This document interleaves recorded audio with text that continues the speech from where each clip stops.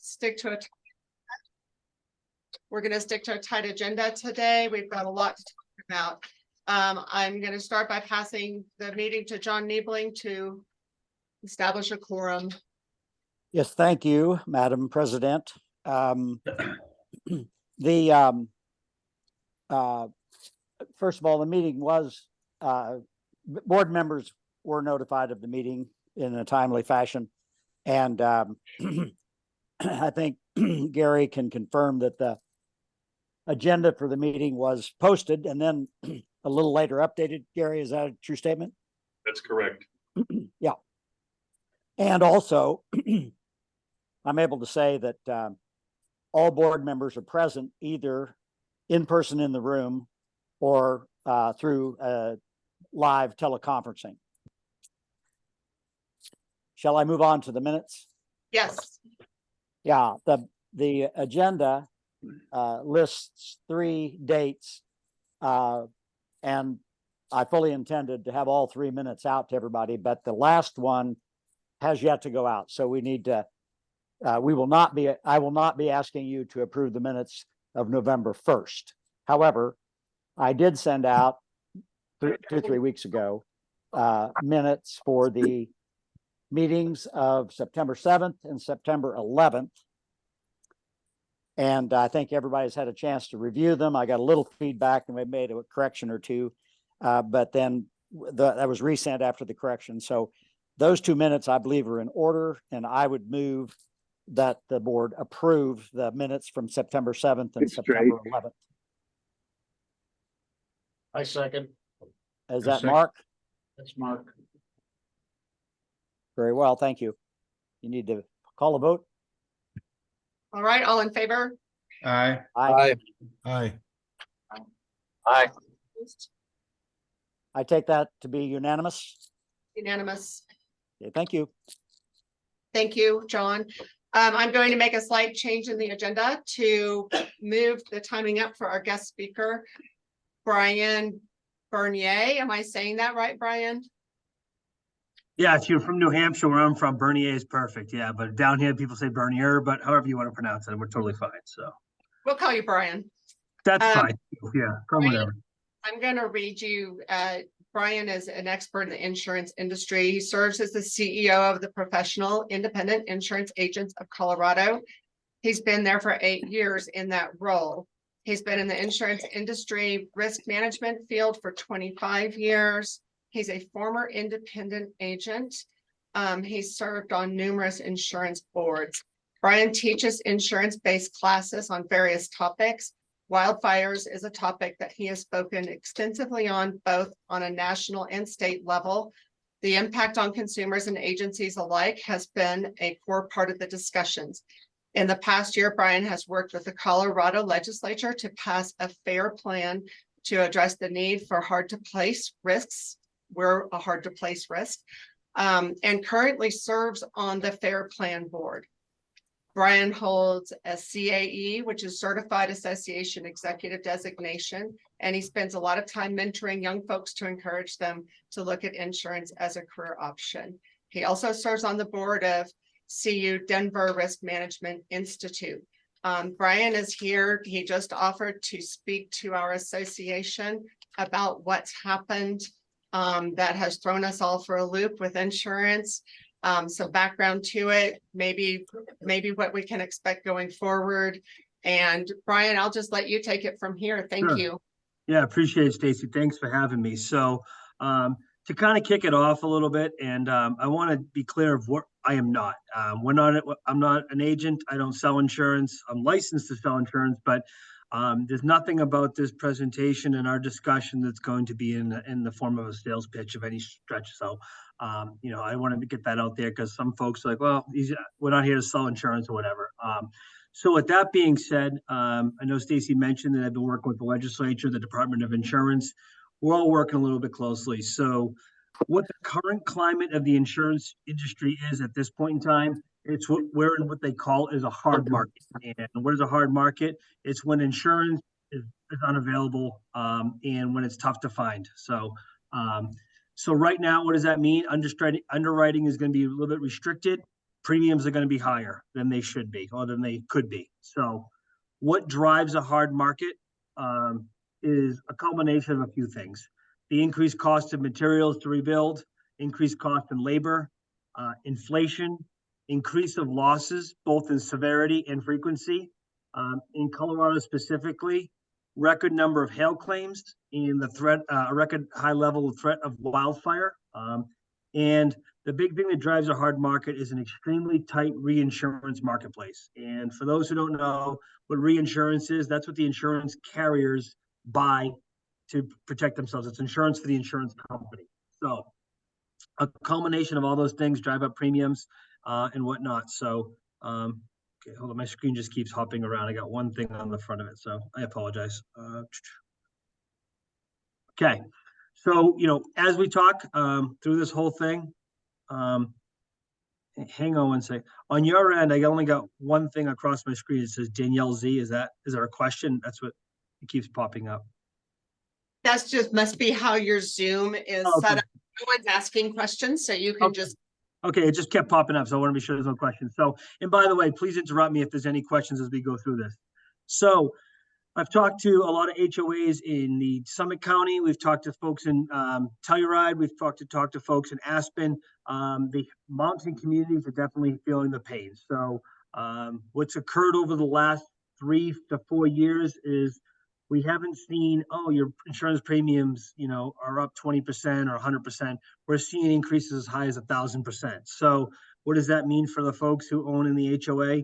Higher premiums, traditionally higher dues, the necessity to think about dipping into reserves and try to navigate around a hard market. So I hate to tell folks that your HOA is in a similar situation to a lot of others.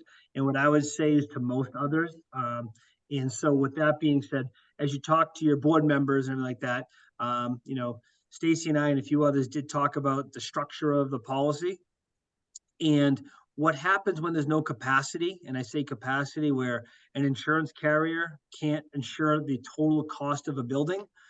There's a need for what they call is stacking of limits or towering of limits, where you have to get 4, 5, 6, 7, 8 policies and put them on top of each other to meet the requirements of the total insurance value of the property. So I think that that's probably the situation that you folks are in right now. Not different than anyone else. So there's even the ability to get as close as they can to the total insurance value. The board deserves some kudos for that. And I know that that's hard to say with the premiums being higher, but the board, does have a big responsibility, and I know that they take that seriously. So what we have seen some folks do in the HOAs around the state was to have an increased emphasis on mitigation. I say that to you folks. The Durango area has probably been the poster child of what mitigation should look like, both at your HOA as well as the Durango in general. Some other regions of the state aren't even close to where you folks are. Now, has that translated into huge savings? Not today, but we feel as we move through this hard market and we do see, hopefully see an end to it in a couple of years, that those folks who've invested the time and the money and the resources into hardening of properties and into extensive mitigation are going to be in a lot better position coming out of the hard market than those who have said, you know what, the premiums are the premiums and we're going to let everything grow like crazy. So any mitigation or hardening, and when I use the word hardening, for those who don't know, it's wildfire resistant materials, hail resistant roof. So that's what we talk about. If anybody needs any information on what mitigation should be, I can connect you with the folks in Durango who've worked on this extensively, and they'll be able to give you some guidance on that as well too. So with that being said, Stacy mentioned there's a FAIR plan coming. And what is a FAIR plan? It's gonna be what they call is the market of last resort in the state of Colorado for property insurance, okay? And about 35 states, 40 states have some sort of FAIR plan or type pool, for lack of a better term, of property that folks who can't get insurance. So traditionally, I know a lot of folks have looked at Florida. They've had a pool down there, obviously more for hurricanes. Obviously, most of the coastal states will have that California has a very large FAIR plan for both wildfire and earthquake coverage, but they've also expanded it to be other things. So what is the FAIR plan going to mean to a homeowners association of your size? Okay. Your homeowners association policy is considered a commercial lines policy. So it's not a residential or a homeowners policy. Everybody carries like a unit owner's policy. That's a personal lines product. The actual HOA itself is considered a commercial lines product. So the legislation that was passed has up to $5 million in coverage for a commercial lines policy. So what does that mean when you go through that? That may be the ability to get the first layer of the policy stacked up. I know that 5 million isn't even going to put a dent into your total amount of insurance value. However, we're hopeful that the FAIR plan can put something together that's going to take a little bit of pressure off of the HOAs, because those are the ones that, in my opinion, I know there's homeowners in areas like Evergreen and Conifer and some of the mountain regions that are feeling some pain. Nobody's feeling it like HOAs are right now. And that's not exclusive to you folks. That's exclusive to the whole state. I've spoken to people in Trinidad all the way square across to Craig and crisscross the entire state in doing this. So we think that the FAIR plan hopefully will be a mechanism to take a little bit of a pressure relief off the marketplace in general, and maybe it'll help a little bit with some of the HOAs. Is it going to take the whole value of your property? No, but once the FAIR plan is structured in the structure we know it's going to be, I'm more than happy to revisit with you folks and kind of give you the ins and the outs of the way it's going to work.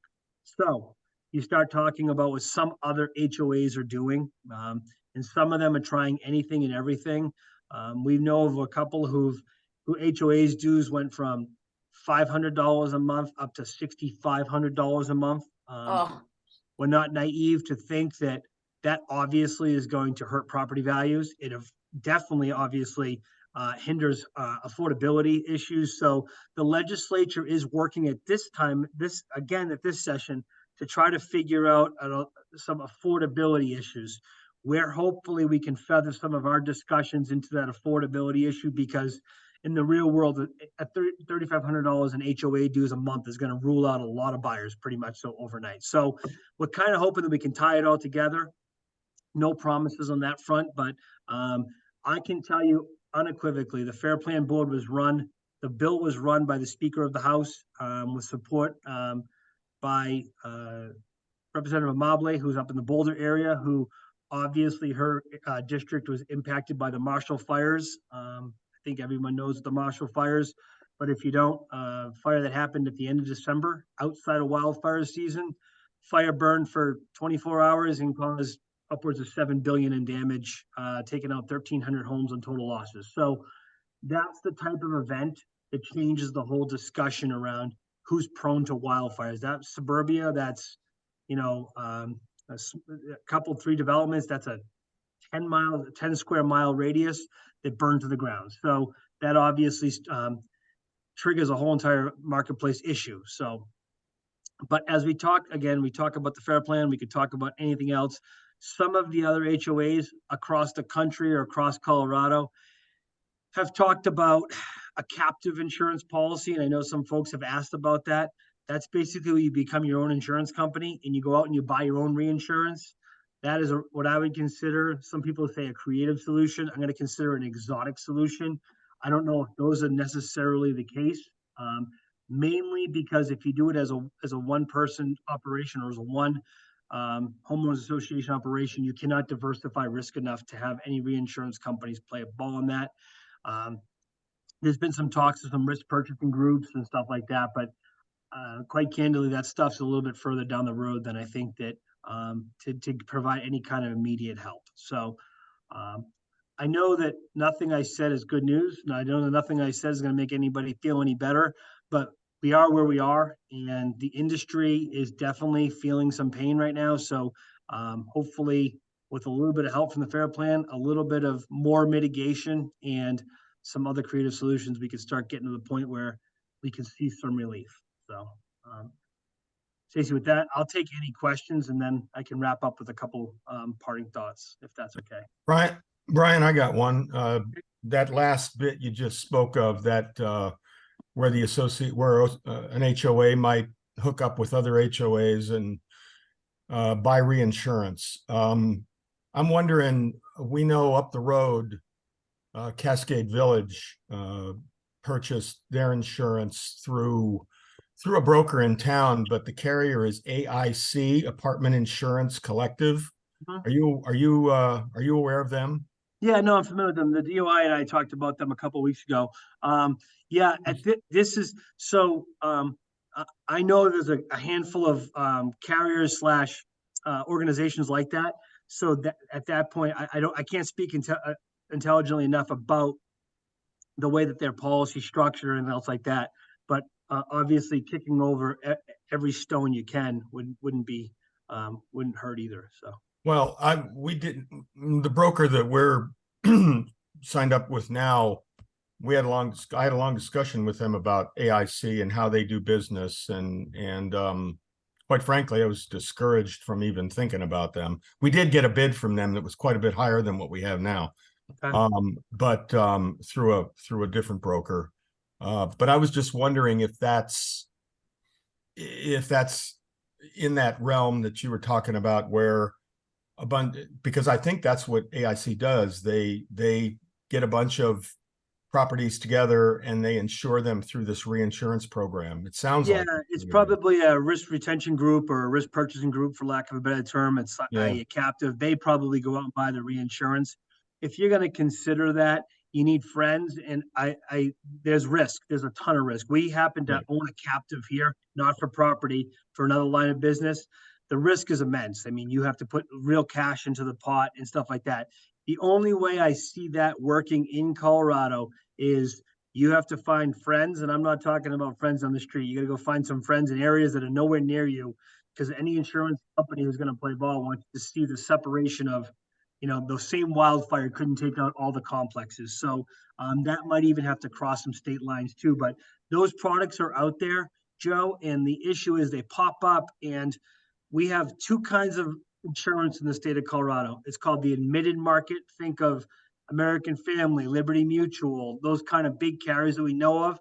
And then we have something called the non-admitted market. Think of like the Lloyd's of London's and that type of thing. The admitted market is a lot. It refreshes a lot. It kind of comes in. Carriers will flow in and flow out with a little less guidance coming in and out of it. So I'm most likely you guys are a non-admitted product. They're still completely stable, great carriers and everything like that, but they can do things a little bit differently when they comes into the market. So I guess I bet you that AIC is using some paper or carrier that I probably have never heard of, because there's so many out there. They're all around the world. No, my advice to our board was we want to stay away from that kind of a program. Yeah. I think where we are right now is as good as we were going to get, at least for the short run. So. Yeah, I think. And then, like I said, I didn't evaluate your entire program, but when I heard, we have to stack limits, and that's normal, that's completely normal then. And that's a lot of work for an HOA. And I don't envy that work that they have to do for the board, because there's a lot of decisions to be made. I will tell you, and as a licensed agent, I can say it, and I'm being recorded. I know that some have thought about possibly excluding wildfire in their policy to see some savings. We had that discussion. If I'm a friend of yours and we're over a drink or whatever, I would strongly recommend thinking twice, 4 times, 10 times about doing that. That's definitely, I'm not sure if that would be the most prudent. I understand there's been a situation or two that, hey, that's the best we can do and let's do it. But I would tell you that I would be reluctant if I lived in the HOA. I'd rather pay more and have that coverage. But that's just me. And if you guys choose that path, that's the path the HOA chooses, so. No, we didn't choose that path. The only thing that we considered doing, because our policy expiration was October 15th, we were starting the policy year coming into the winter season where wildfires are non-existent. And we considered opting out of the wildfire coverage until next April and saving about $300,000. Mm-hmm. But our attorney advised us to get the wildfire coverage to the max extent we could now. Yep. So, and we've done that. Because in April, it may have been 4 times that. That's the other thing too. That was on the table too, that there could be an increase in April. Yeah. Yep. And again, Marshall Fire, we talk about them.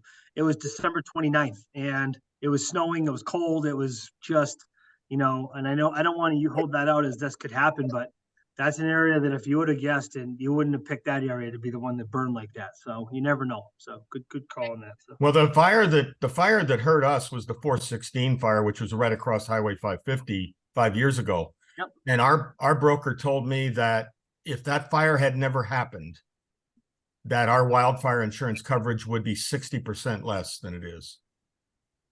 That's possible. Yeah, definitely. Yep.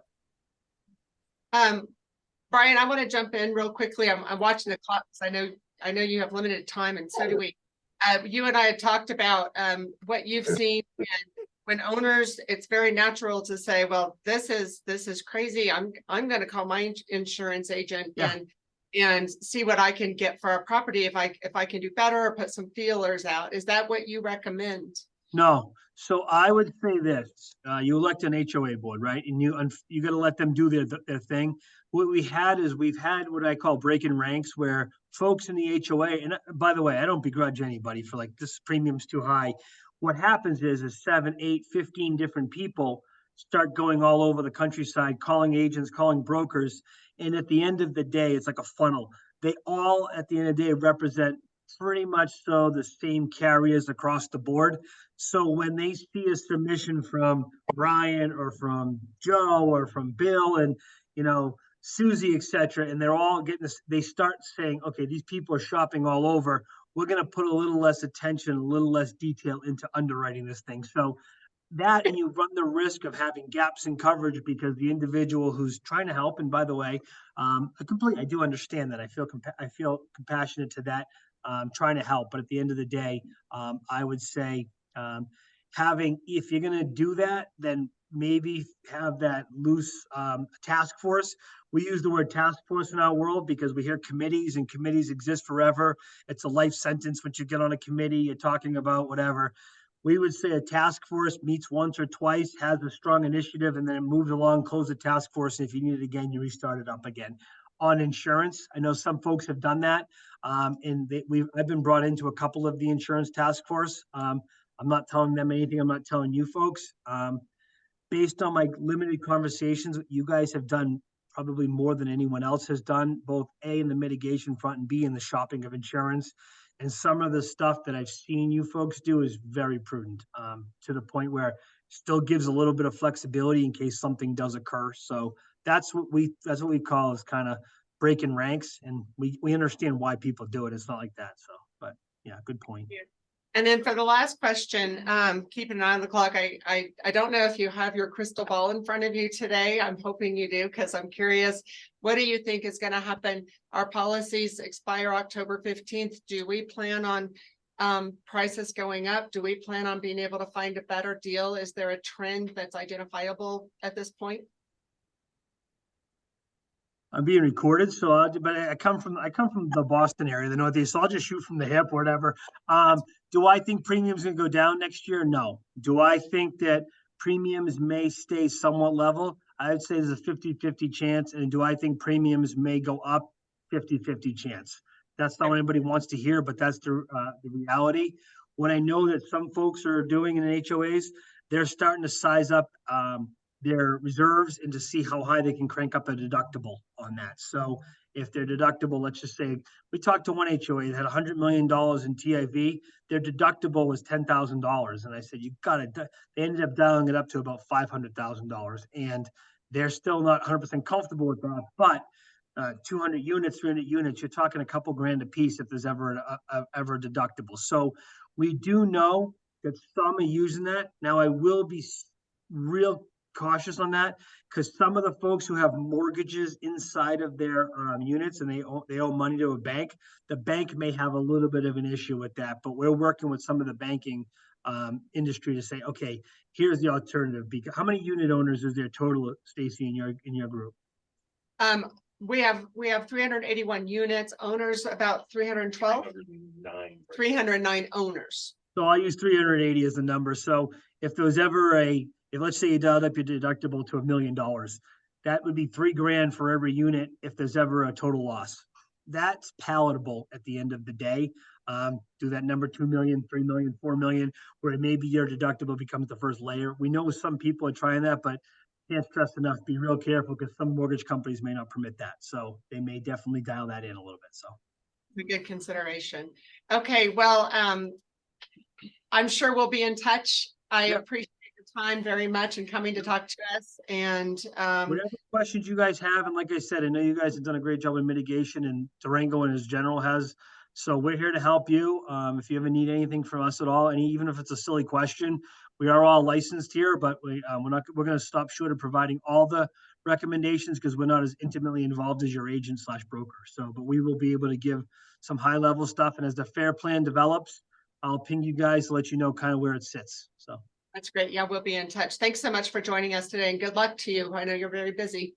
Thanks, Stacy. Thanks you all. Thank you all. Have a great day. Okay, bye. Bye now. We were watching the clock to see if we had time for any Q&A, which for Brian, which we don't. So if anybody has, questions based on what he said, I'd be happy to collect those. Maybe our office can collect them and I can draw up a Q&A for Brian. But I don't want to hit him with any questions that he perhaps already covered. So if you're feeling inclined, please watch the video. If you maybe missed any of that, if you got up for a second or took a call, let's not. He doesn't charge for this service to come consult with HOAs, and I want to respect his time that he gives us. We'll be talking more about insurance as we go over the budget. So I'm going to move to my president's remarks as we open up. Insurance, it was mentioned that we did add wildfire insurance. And so the number we talked about in our budget workshop has gone up. I sent that out yesterday. Joe will have more to say on that. I also want to discuss other things that have changed since the budget workshop based on nearly constant investigation and due diligence. And many thanks to our boots on the ground here for all of the conversations and Q&A as I learned about the property and about current state. Much appreciated. That's BHP here and our staff. The first thing that we had talked about was terminating our after hours maintenance employees because we could do after hours maintenance through our vendor with only, emergency visits. In other words, you can't call them up and ask them to work out the TV remotes for you if you're a renter. That's not an emergency. That opened up a discussion about a problem with too many false alarms with smoke detectors after hours and being able to cover that. And so then the discussion became, well, how many false alarms and are these false alarms in that there's actually smoke, like you burned your dinner? That to me means the smoke detector is functioning. It should go off if there's smoke. Well, some, yes. At first it was thought not many, but then looking into it, more of them are related to that. However, there are some that are related to smoke detectors that are too old and they age out and they die, or there's bad wiring behind them or some kind of power problem. And so that opened up another path of investigation. Well, how many old smoke detectors do we have on property? In October, maintenance knew of 55, but they estimated at least 100 to 150. So the board discussed it. It is not acceptable to us to have smoke detectors that we know have reached an expired age on the property. Your smoke detectors are functioning. So first of all, let me make this very clear. Sorry, I'm echoing myself. Your smoke detectors are functioning. BHP has people on that all the time. They look at panels. It shows if anything is having a power problem. It shows if a smoke detector unit is having a problem. They fix as they go. So all smoke detectors are functioning. Our concern is the number that are past due. So the board is going to be assessing next steps on that, and it is a top priority for us. This is all recent, so I don't have further information for you besides I'm doing high level in this statement. That means that right now our after hours maintenance guys are still on the books. Second thing, our alarm panel. So where all the water flow, smoke detectors signal if there's a problem, has to be monitored. It sits at the front desk. It has to have somebody watching it 24/7. It used to be monitored by a third party completely, but in the Glacier remodel, apparently Glacier tore out some equipment that was pertinent to the functionality of that third party monitoring. And so it was brought in-house. Now, what that means is there has to be somebody sitting there 24/7. We brought in some experts to look into it. So far, nobody's been able to problem solve this, but we still have people. I think someone's coming today actually to see if they can figure out a workaround for that. But as we approve the budget today, we don't have an answer. So we're having to budget for a monitor. As we've learned about our monitor, it is a very old piece of equipment. It is still operational. Again, property is safe, it's passing inspection. So nobody needs to be worried. However, the board's concern is that with that required staffing, we're spending $300,000 a year because we're keeping an old panel. One of the people we brought in said it's hard to even find replacement parts for this panel. So while it is functioning, it's sort of like an old car that drives today, but how much more are you willing to put into it? And so the board is now very focused on solving the fire safety system issue at Tamarron. I want to acknowledge Dan Noonan. He's an owner many of you know. He is the former chief of the Durango Fire District. Durango Fire District, is that correct? And he has a lot of knowledge in this area. He has a lot of relationships in this area. Just a simple example, he knows the acronyms used when talking about certain types of alarms and certain functions that certainly I don't know. Dan is a tremendous help to us in this process. And so I want to thank you, Dan, for the time that you're giving Tamarron in looking into this. It is a very complex problem. And it requires fire marshal approval of our plans. It requires looking at code. So this is something that is not going to just be fixed by ordering something off of Amazon. But this is now the board's first priority in addition to our budget. So it's brought about this change from our budget workshop because now we have to consider how do we still have someone at the front desk and what will that function be? And what will the cost be? And we'll be talking about those options in the meeting today. Finally, I just want to remind everybody that courtesy is important.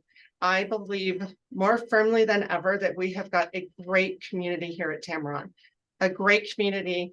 We've got a strong community, and we are facing an extremely challenging year ahead, maybe even 2 years ahead. Our property's 50 years old. We're in the middle of an insurance hard market, as Brian said. It's really important that we work together, and one way we do that is through our courtesy and our verbal and our written communication. I also ask that people show grace if you get a communication outside of that. We're all working hard. We're all stressed out. can we just come together and meet in the middle? Please just be mindful of how you speak to each other, how you write to each other. And I will start calling it out every time I see it because I feel so strongly about it. We don't need to be bothered by that. So that is a reminder to everyone in our community. Now, we're going to move on to our meeting. The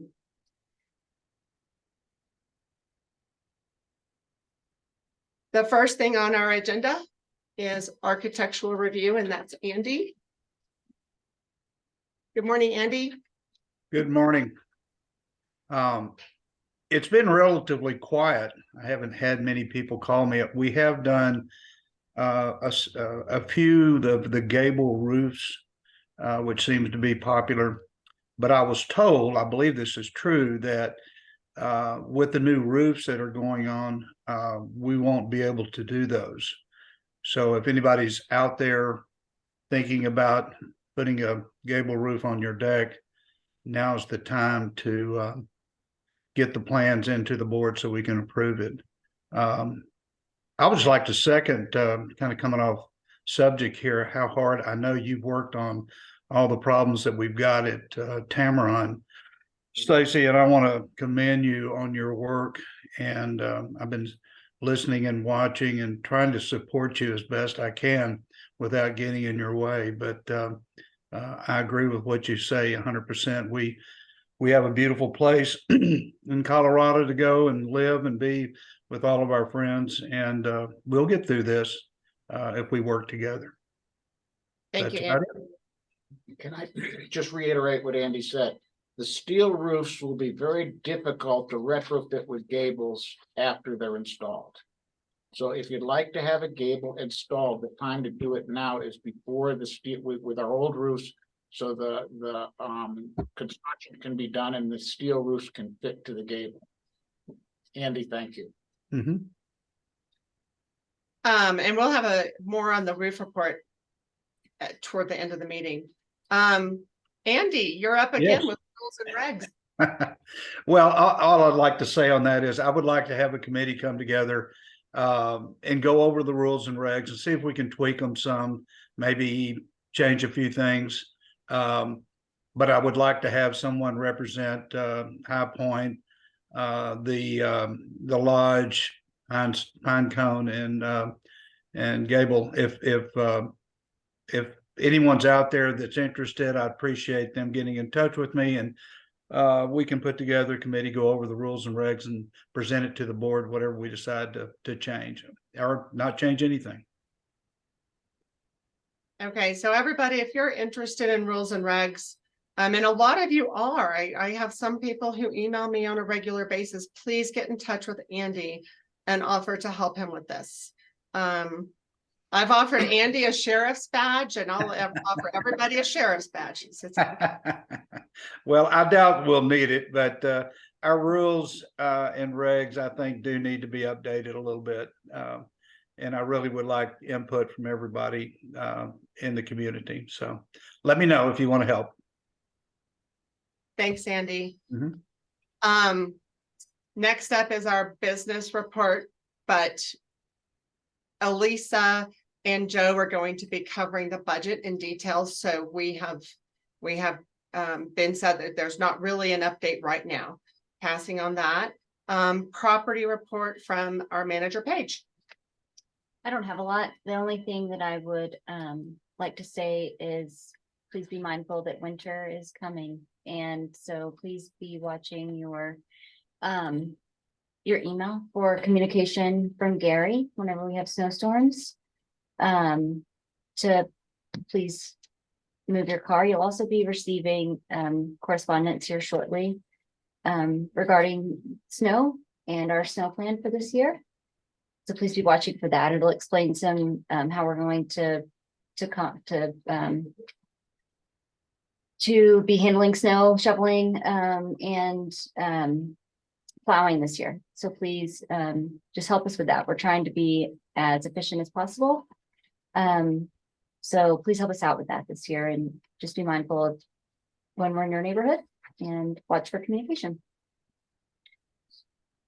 Yes, And just to reiterate what Paige said about communications, I sent an email out asking people, please don't turn your heat off. Please don't turn your heat off, because that creates real problems. It creates the potential for freezing pipes. And you will be charged if one of the staff has to go over and turn the heat back on in your unit. So please leave the heat on. You can set it down to 50, 55 degrees, whatever you feel is appropriate, but please leave the heat on. Thank you, Paige and Gary. Now we're at the point of the agenda where we're going to finalize the budget. We hope. This has been a very long and arduous process this year, which is why this meeting's been pushed back. This is now the third date that we had scheduled for this meeting. So I'm going to turn this over to Joe. Where's She's there. yeah, Joe's there's Joe. Joe, you're still muted. Yeah, I got it. I'm here. So Gary, in order to share screen, can I just click, am I able to do that just by clicking this green button in the middle?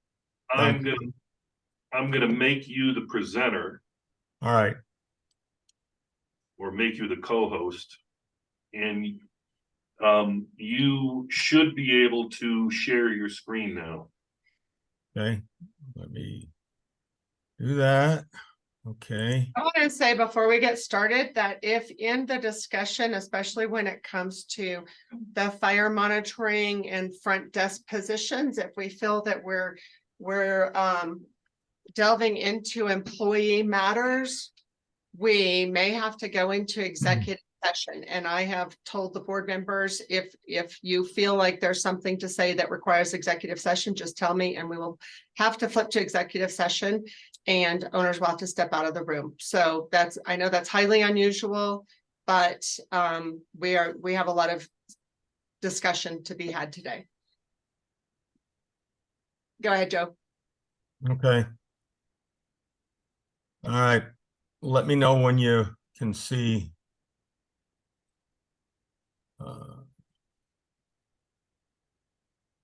Gary, oh, never mind. I just did it. I was trying to collapse that.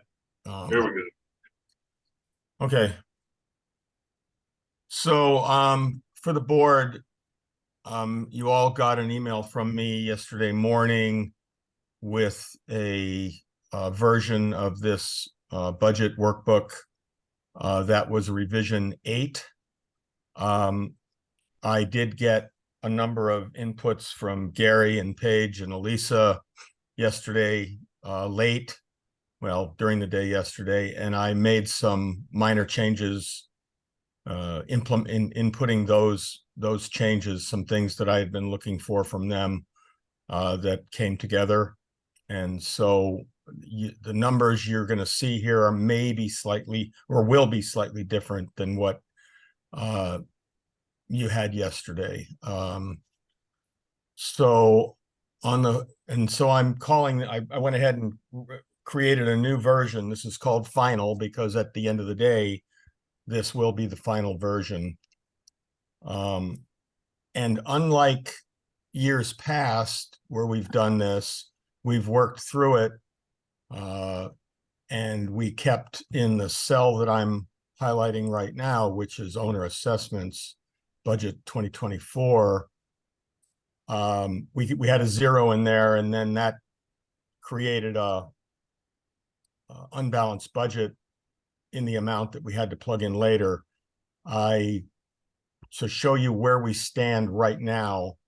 I went ahead and completed that function so that account 400, if this budget was to be approved as it stands, probably won't be, the amount of owner assessments are expected or estimated to increase approximately 33.6%. Very large number. I'm not going to go through this line by line because we had the work session a few weeks ago now, hell, almost a month ago now.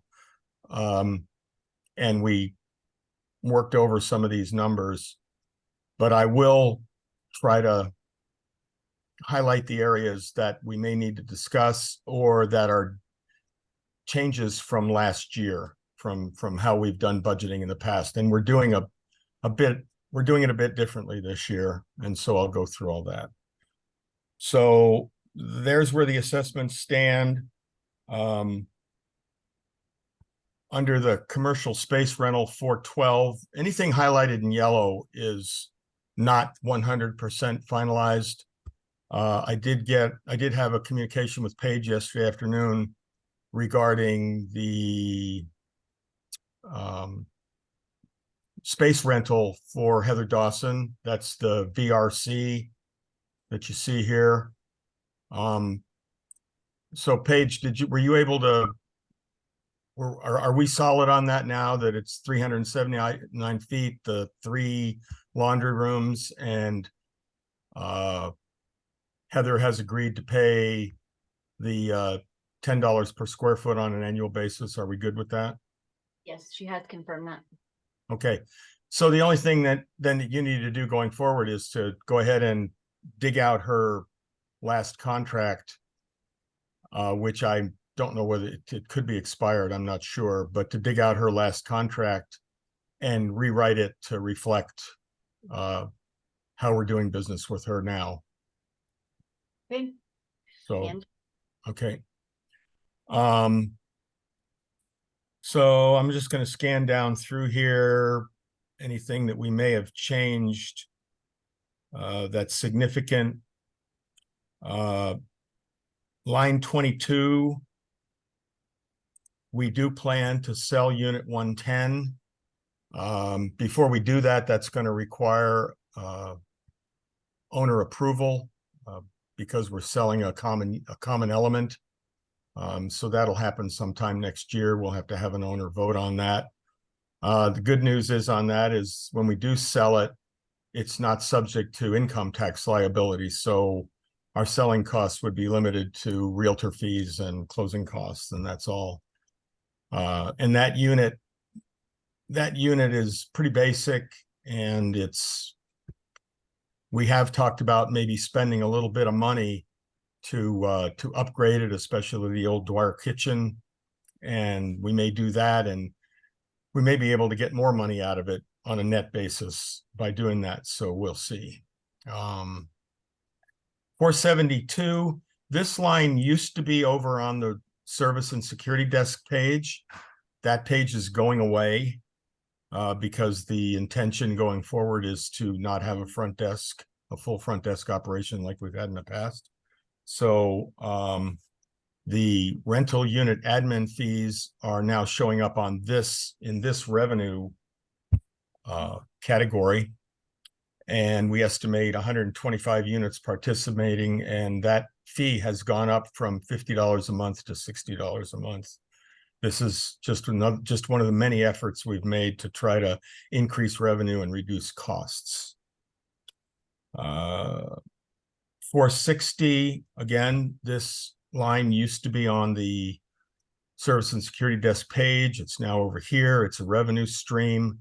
This is the $30 resort fee that's charged to all rentals that have Glacier Club memberships, and a portion of that, a large portion of that goes to Glacier, and we get the small leftover.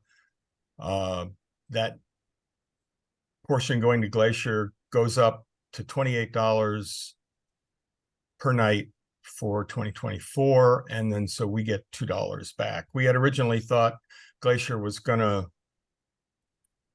increase that by the full 3% that the contract allows them to, but they backed off on that a little bit. Scott talked to Jim Goodman, and Jim allowed that they would bump it up to $28, which I think is like 2.something%. So it's a small amount, but at least we're getting a little bit more than we thought we were on that. You want that number to be 20,000 in the column or 24? I'm sorry? Does that need to be 20,000?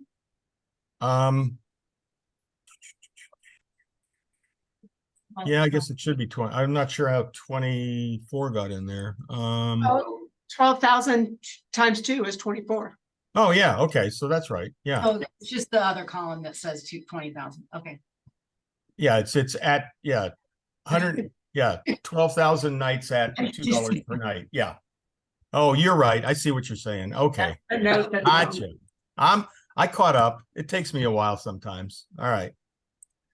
One of the things I didn't change late last night when I was doing this. All right. Okay, so I don't know if we want to have questions over the whole thing or by category. What do you think, Stacy? Hold all questions till later? I think we hold all questions. Yeah, let's just walk through it. All right, sounds good. Here we go. All right, so scrolling down to expenses, admin expenses. The big, the big gorilla in the room is 501. Our insurance cost for 2024 is $1.36 million. This includes financing costs. We obviously couldn't pay the entire premium up front. We don't have the money. So we have financing agreements on both our property insurance and the wildfire insurance on the outlying complexes. Stacy, do you want me to get into details? I mean, the details of our insurance coverage are posted on the website. There's 4 documents there. The one that'll give you the most information is the insurance summary. It's several pages, and it covers, it tells you what is covered, who the company is that's covering it. It shows the stacked or layered coverage that Brian referred to, which is on the lodge. We have 5 insurance companies in stacked coverage covering the lodge building. And I'm sorry if you can hear my dog barking in the background. Sue, can you quiet him down? Take him outside. Sorry about that.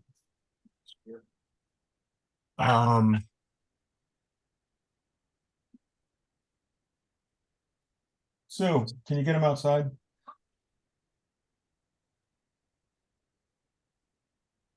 Sorry about that, folks.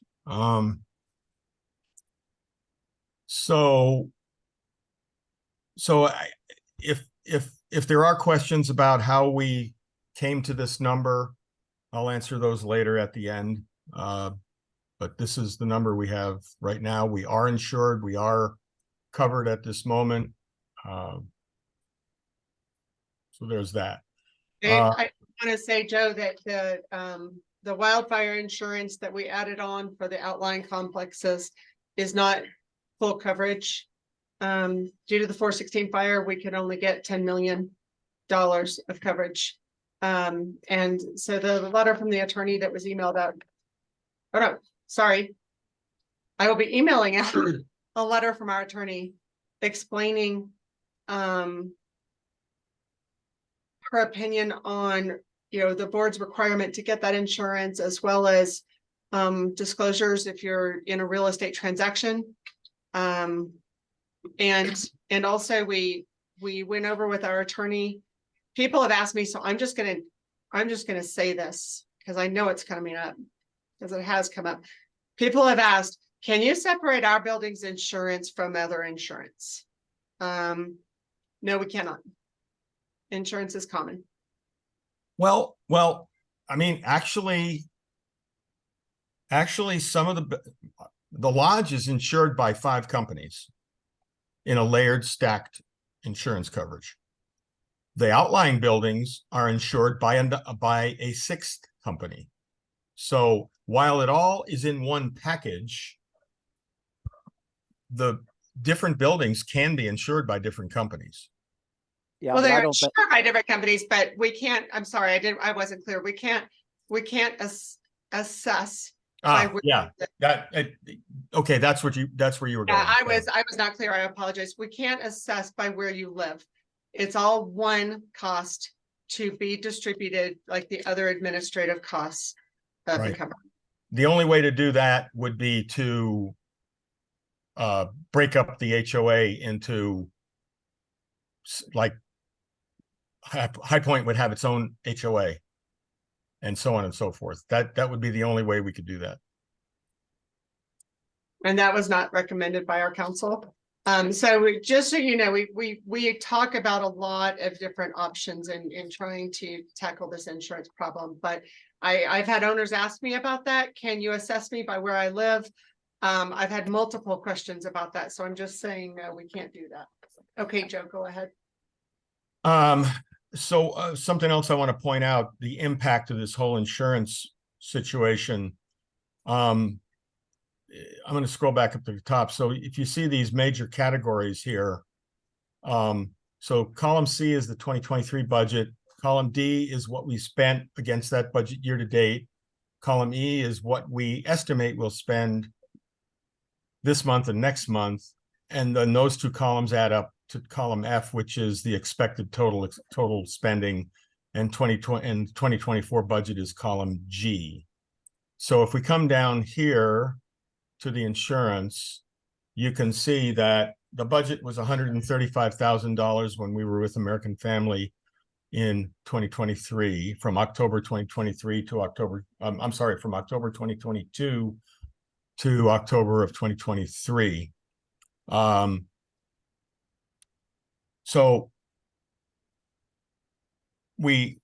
our new policy went into effect in 2020, October 15th, 2023, and we had some payments to make, some pretty large ones. We had to make some down payments on the financing. We had to pay for all of the liability packages up front. And we had to start the financing program, making payments on the property policies and the wildfire policy. And so we spent $205,000 in through the end of October. We will spend in November and December another $400,000, and I think you can see the note. Those are the components of that spending. It's the November and December payments. It's the down payment that was made on the wildfire buildings. That was done like last week, I think it was. And then the payments on the wildfire financing. So a pretty big, against a budget of $135,000 this year, we will have spent by the end of the year over $600,000. So the impact isn't just next year, it was this year as well. So just for information. So going through the administrative expenses, we're well under budget on legal fees. So we've reduced the expected amount of legal fees that we might spend next year. Directors expense, directors have agreed to waive any travel reimbursements or any expense reimbursements at all going forward. That's starting now and through next year. So we save some money there.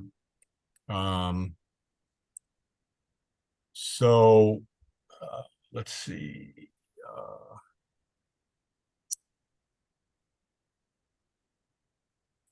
Annual meeting.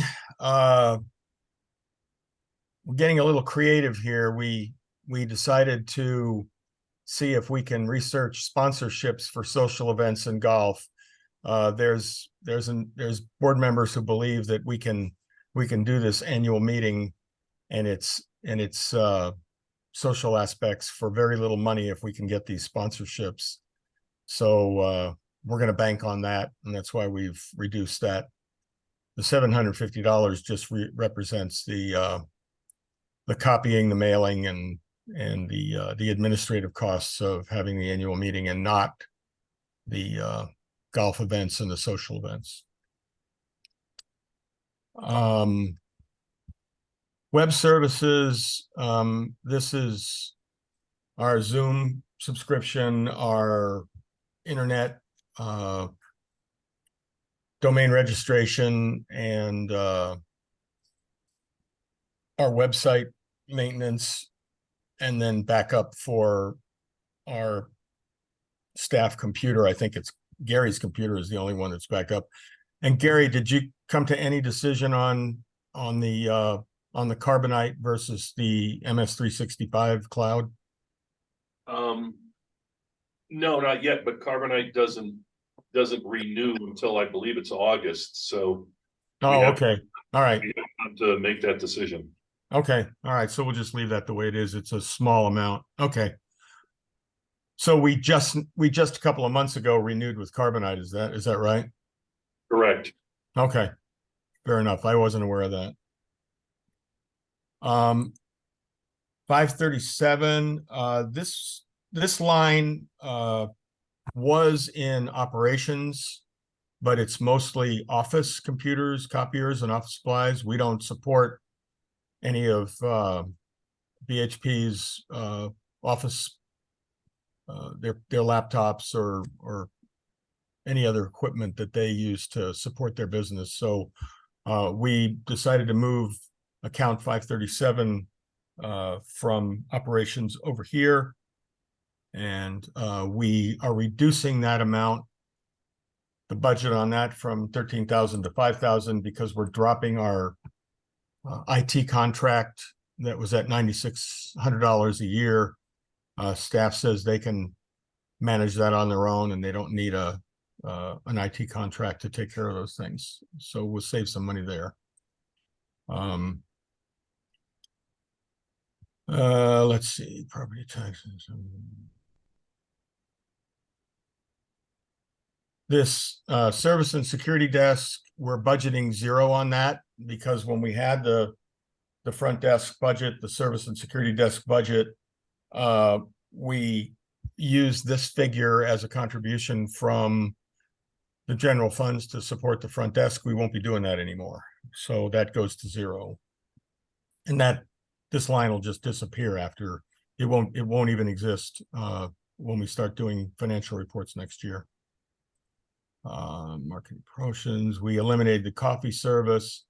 And then Stacy wanted me to add this contingency line after this is all said and done. If we think we have everything covered, my philosophy is that we don't need contingency if we've covered things within their own line items. If the board decides that maybe with uncertainties, maybe surrounding the smoke alarms and the alarm monitoring system and the age of it and maybe upgrading it, then maybe we want to put some contingency in there to cover that. Well, also, Joe, increased insurance next year.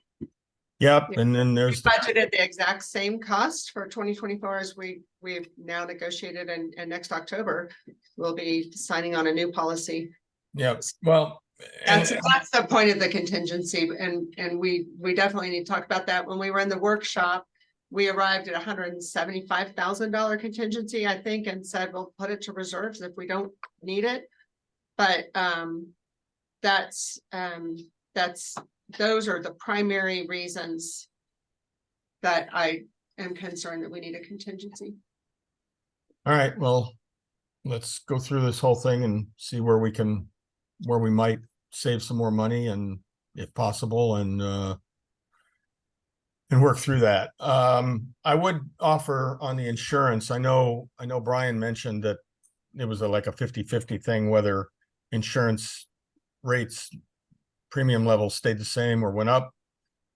I know our broker, our agent, all the way through the process that I went through with him, coming to what we have, he was always of the mindset that we can do better if we do some things. If we, there are things that we can do to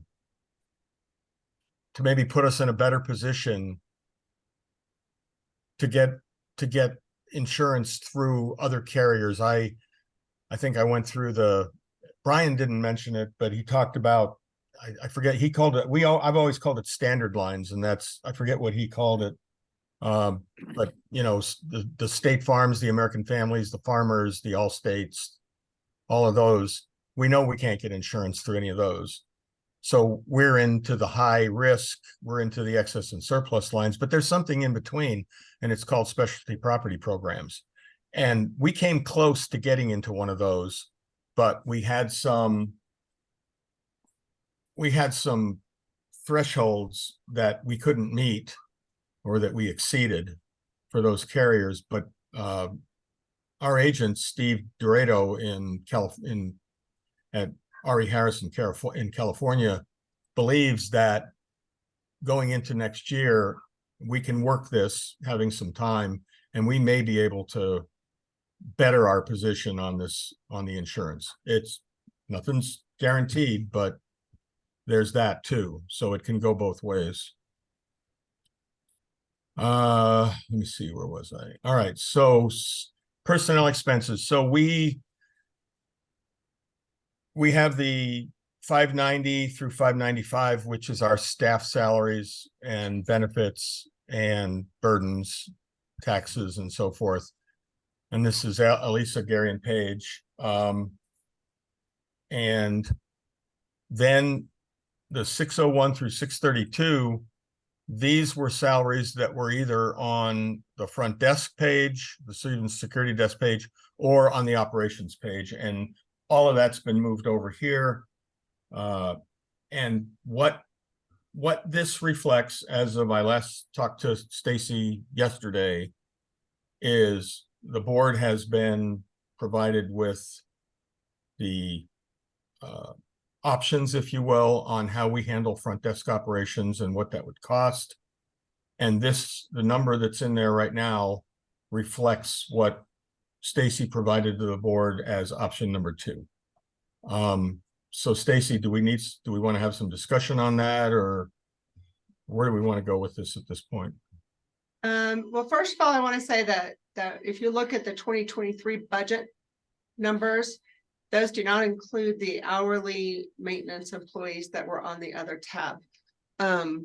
Because our front desk hourly staff plus the hourly maintenance staff, our 2 after hours maintenance, that was a total of about 300,000. So Yeah. So we in trying to combine everything to one statement, I think we'll need to revisit that line to make sure we're including the maintenance people. But if we need to talk about option 1 and option 2 and costs, then yeah, I think everybody agrees. We need to go into executive session. Yeah, to answer your question before you go there, but to answer your question on that, I'm going to flip to the next page. And so there's the maintenance salaries, and you're right. This group of numbers was not transported over to, and it should be, and I can easily port those over, and then. And I thought the front desk for 2023 was more like 180 something. When we had the front desk on its own tab. Yeah, well, if you look at if you add up that, the 153 is the raw salary. The fully burdened salary comes to 182,754, those 4 numbers. Okay, that must be what I'm remembering. Yep. Okay. Should we go through the rest of it and then go into executive session? Do we have any other changes on tabs, or do you want to do that now? I think let's go through the whole thing, and then decide what we need to come back to. I'm gonna take away this highlighting here since we cleared that up. So as of right now on this page, the only thing we may need to come back to is well, the commercial space rental is done too, so we can take that off. All right. So the only thing we need to come back to is the contingency and the 601. And by the time we come back to that, I'll have the number in columns. I'll have the numbers in columns C, D, E, and F updated. So let's move over to operations and go through that. Sorry, I keep getting these pop-ups from my phone. So building and grounds, account 610. So a process was gone through with BHP that we wanted their labor to be broken out such that it could be tracked better. And so account 610, which held all of BHP's labor in 2023, won't exist anymore, and it will be broken up into several of these columns, these numbers down here. So some of them don't include BHP, some of them are contracted amounts. So account 610 goes away, and now account 613 or account 612 through the end will cover all that. It's worthwhile to point out, and I know it's a painful number, but it needs to be mentioned. 426,500 was BHP's budgeted hours. And this was a number we came to in consultation with BHP last year at this time. And the spending through the end of 10/31 is already over that. And with the estimated spending through the end of the year, it's estimated that BHP's total spending against the budget of 426,500 will be 542,718. That's an estimate. It's probably going to come in a little less than that, I think, from what I've seen of November of the current billings, but it's still a big, I've been pointing out where we've gone over budget for 2023. And so this is another area we've gone over budget for 2023. Hopefully with the new accounting and tracking process we have for billings, we'll do better than that next year. Hope so. You all know what happened. We've talked about snow removal quite a bit. We budgeted 85,000 last year. We're on track to spend about 240. Big snow year last year. So we budgeted 175,000. This is based on a detailed estimate from BHP based on how things went last year.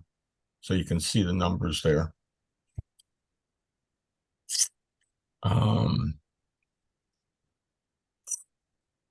So we've broken out these new accounts here. This is an effort to break out and track better some of BHP's functions, plumbing, HVAC, preventive maintenance, and so forth. It was brought up that one of the ways we might consider saving some money for 2024 is deferring the exterior maintenance. My gut knee-jerk reaction to that when it was first mentioned was, no, we can't do that. We spent $8 million to upgrade the exteriors of these buildings. Why do we want to not continue to keep them fresh with new staining, keeping the wood from getting dried out, warping, cracking, and so forth.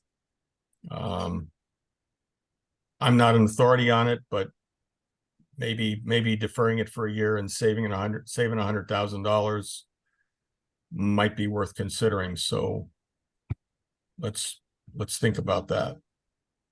I have a thought on that. If we defer it for a year, it might require more work next year for having skipped a year. Prices may go up. It just means that assessments will go up automatically by that amount, and we sort of risk once you start deferring maintenance of the property, especially if people are trying to sell units, it's not good care for the property. And that's one of our responsibilities, is to care for the property. So I feel like maintenance of our exterior grounds is very important. No, I don't disagree. I put this in there as, I forget whose suggestion it was, but I put it in there as an item for consideration, but I'm happy to just eliminate all that. I'm happy to hear from other board members on this as well. Well, I'll second everything Stacy said, and you know, yes, we have terrible budget problems with insurance, but that is not an excuse for our property to start looking tired. And if our property starts looking tired, it just exacerbates all our values. I feel my responsibility of the board is to maintain our property to the highest standard that we possibly can. So with that, I would be totally against deferring any maintenance. Yeah, I second that, Mark. I always said, right from the beginning, I said we shouldn't defer that maintenance. I agree. You got my agreement, guys. I've been all about property value since I got on the board. I'm a big believer in maintaining them. I agree also. Sounds like we have consensus. All right, moving on.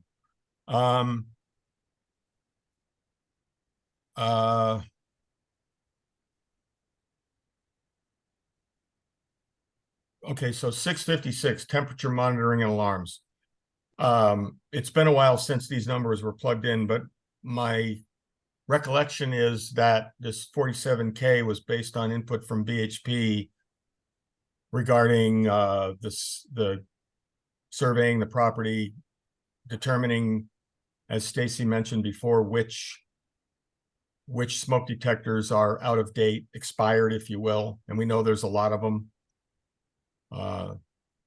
So I don't know, do we need any discussion on that, or? No, I don't think that that's correct. I think that number was before we've talked about doing a smoke detector inventory, which we're not even sure that's our approach, but we asked BHP, for a cost estimate of that to build a log of smoke detectors and test them all and see which ones, if any aren't working. We're not sure that test needs to be done because the panel tells us if they're not working.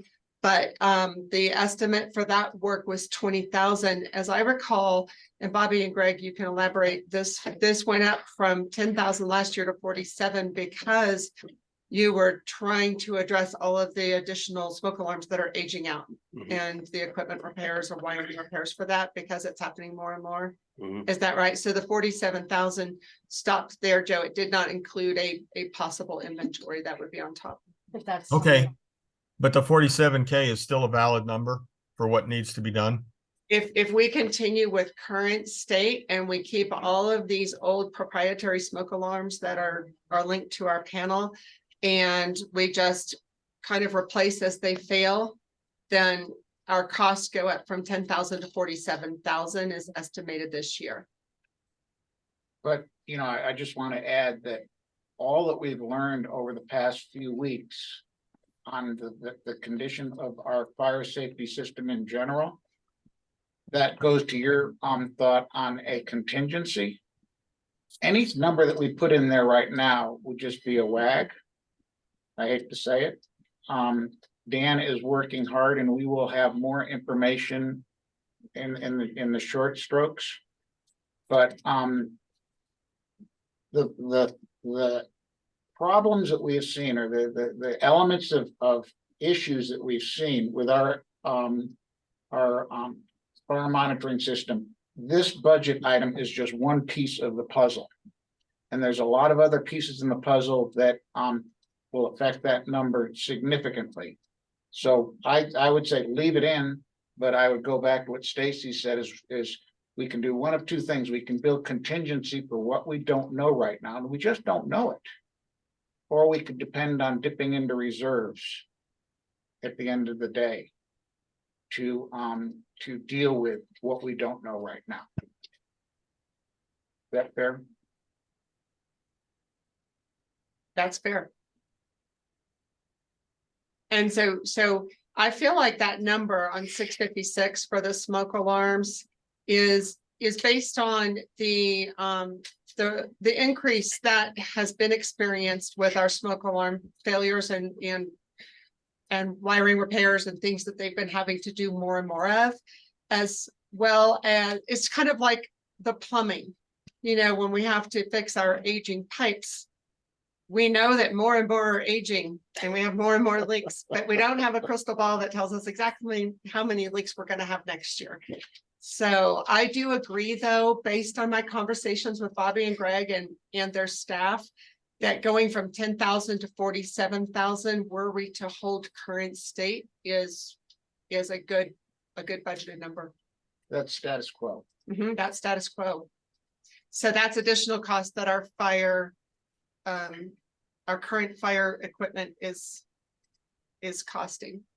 So let me ask this question. So we budgeted 10,000 last year. We're going to spend 15,000 estimated this year. What's the justification for going up to 47 if 15,000 was enough to maintain status quo this year? Well, in October, they did know about 55 smoke detectors that had aged out, and they thought there were at least 100 to 150 more. Doesn't that include labor as well? That used to be in 610.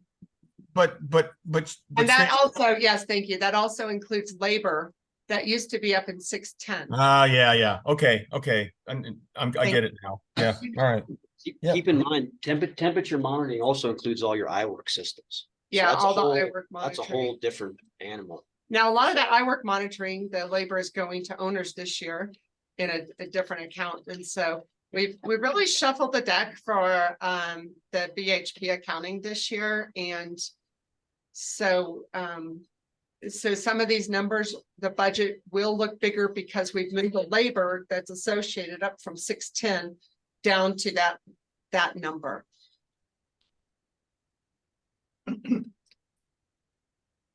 Okay. So this is good where it's at. I think so. And this does not include smoke alarm inspections then, so I'll take that comment out of there. All right. So 662 broken and fogged window replacements. We're deferring that for a year. Owners who have fogged windows will have to live with them for a while.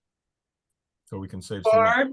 Or if they want to pay for them themselves, that's an option. Yep. Okay, 675. I know Elisa and Paige were looking at the insurance rates on the truck that we have. Did you guys come up with anything different than that, or? Haven't gotten anything lower than that yet. All right. This is the truck that in the budget workshop, we had talked about selling when we were gonna lay off our after hours maintenance people, but because we can't sell condo 114, we can't sell the truck, we can't turn off the insurance. That fire monitoring, that old panel we have and the requirement to have somebody sit there is costing us a lot of money. You know, talking about contingency too, you know, and I tend to think about the things that could happen that are good. Like I mentioned, that, you know, we might get a better deal on the insurance. And I'm talking about even before on the insurance part, I failed to mention before, but our broker is looking at possibly terminating our current policy early because our minimum earned premium on it is 35%. So we are only on the hook to keep that insurance policy, not the wildfire policy. Now, mind you, that's outside of what I'm saying, but the main insurance policy, which is worth about $750,000. we're only on the hook to keep that for 4 months. If we find something better and we want to terminate that, we can. So we could save some money there. Also, if, and I know it's a big if, we can come up with a solution for the alarm monitoring and reduce the staff that has to watch that panel to virtually nothing, then we can sell the other unit, 114, and we can sell the truck. And that could happen in 2024, which would help the whole picture in 2024. Yes. Just throwing things out. Okay, the maintenance salaries, I'll port these during a break. I'll port these numbers over onto the revenue and admin page. And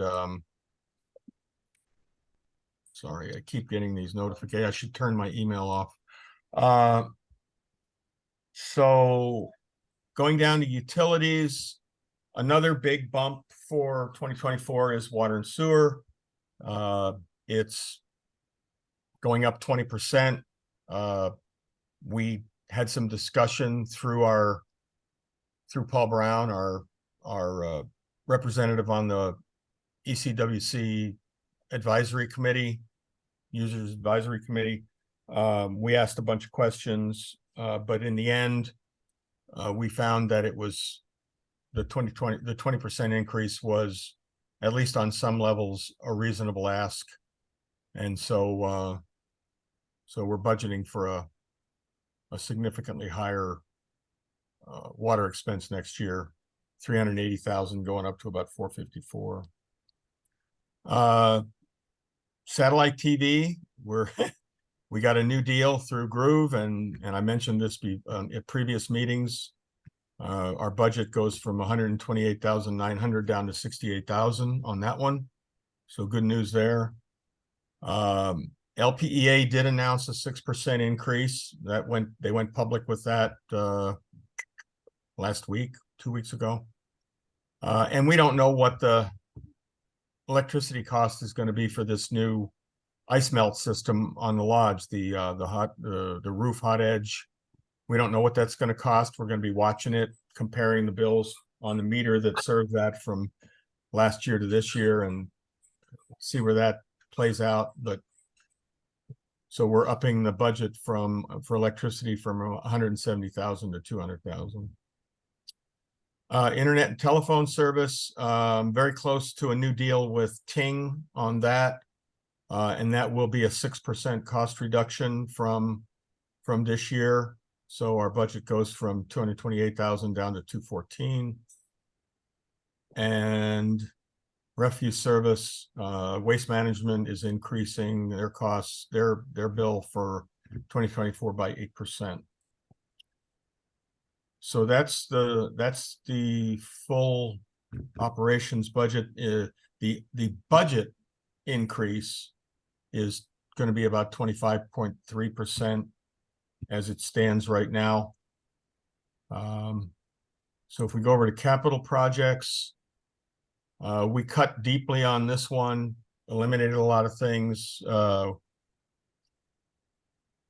We've got some one fire suppression pump to fix at High Point next year. We always put in 25,000 for unplanned capital expenses, so there's a little contingency there. The loan service on the truck, and we will do the resurfacing of the parking lot in the lodge this year. That was Bobby got us the quote, so it's going to be a little bit more than it was last year, so not too bad there. I think I mentioned this before too. We had the last parking lot that was done was Pinecone, and apparently it's not holding up. And Leader Construction has agreed to come back next spring and redo Pinecone. So we'll get 2 parking lots done,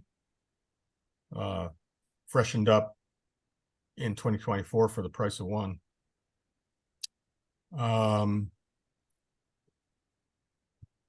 So we eliminated some things. Let's see. The S-deck support replacements, there are some serious problems with some of the wood beams that support the deck above the spiral stairs on the S units in Pinecone and Gamble Oak. So 5 of those have been identified to be replaced. That's a safety issue. It's got to be done. And then a number of those same spiral stairs, because of the ice melt that goes on the stairs, so people can get up and down, there's been some rust, corrosion in the metal, in the steel on the spiral stairs. So a fix for that has been determined and is going to be used, and that's $6,500. Now, we talked about this electrical system certification. The root of this is when we talked to Chad Walls last year, or well, not last year, a couple months ago, and we did get wind that we might be able to get insurance through State Farm if we totally rewired the property, or maybe it was the lodge. And then it was determined that maybe it wasn't a total rewire of the property, it was just getting the total electrical systems of the property certified as being up to code, and not up to code, but up to that they were safe and functioning properly. There was discussion on and off about that, and I think we came up with the cost just being prohibitive. I don't think I ever got a real firm cost on it. So I don't know if there needs to be any discussion on that. This next item, lodge building engineer study. This is something that's been recommended by our insurance agent. He says this can be done for about $6,000. And he thinks it will save us money on, and this isn't an electrical, this is a mechanical certification of the building, that its construction is solid. It confirms that a majority of the building is steel and concrete rather than wood. And he thinks that would help towards lowering our insurance costs on the lodge building, which is significant. So we probably ought to think about leaving that in there. Fire alarm system upgrades. Okay, so here's where you might want to put a number. Please visit the customer service section on newhall.com to request your copy today. What's that? Either within 48 hours. Somebody's making noise. Yeah. He's trying to figure it out. Okay.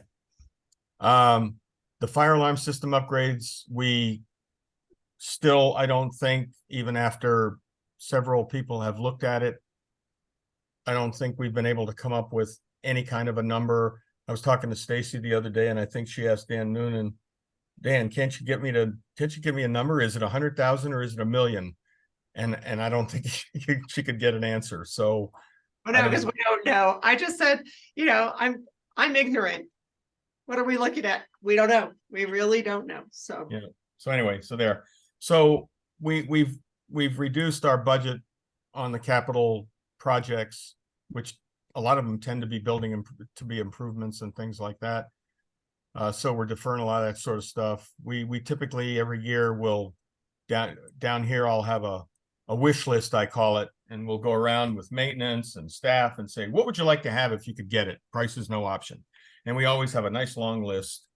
Well, we didn't even bother creating a list this year. And so our budget for 2024 is only $88,835 versus about $300,000 last year. I'd like to add, Joe, that on this page, we used to have fire mitigation, but we moved that over to the operations section. Because we know we're going to do it every year now. It's a really important thing. So Yep. it involves outside services and current. And note that as we've gotten through all this, you look at 901 transfer to reserve. I have not considered any transfers in and out of reserves on this budget. Doesn't mean we can't do it, but just to keep things simple, so we know where we are, I left it out. So there's no transfers in or out of reserves.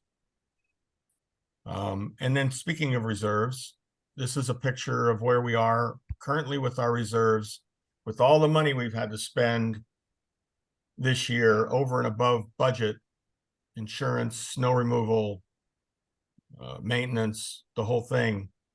We're still in fairly good shape on reserves. We've spent it down some. So our current balance in reserves is 626,320. It was 862 at the beginning of the year. So we have spent some money.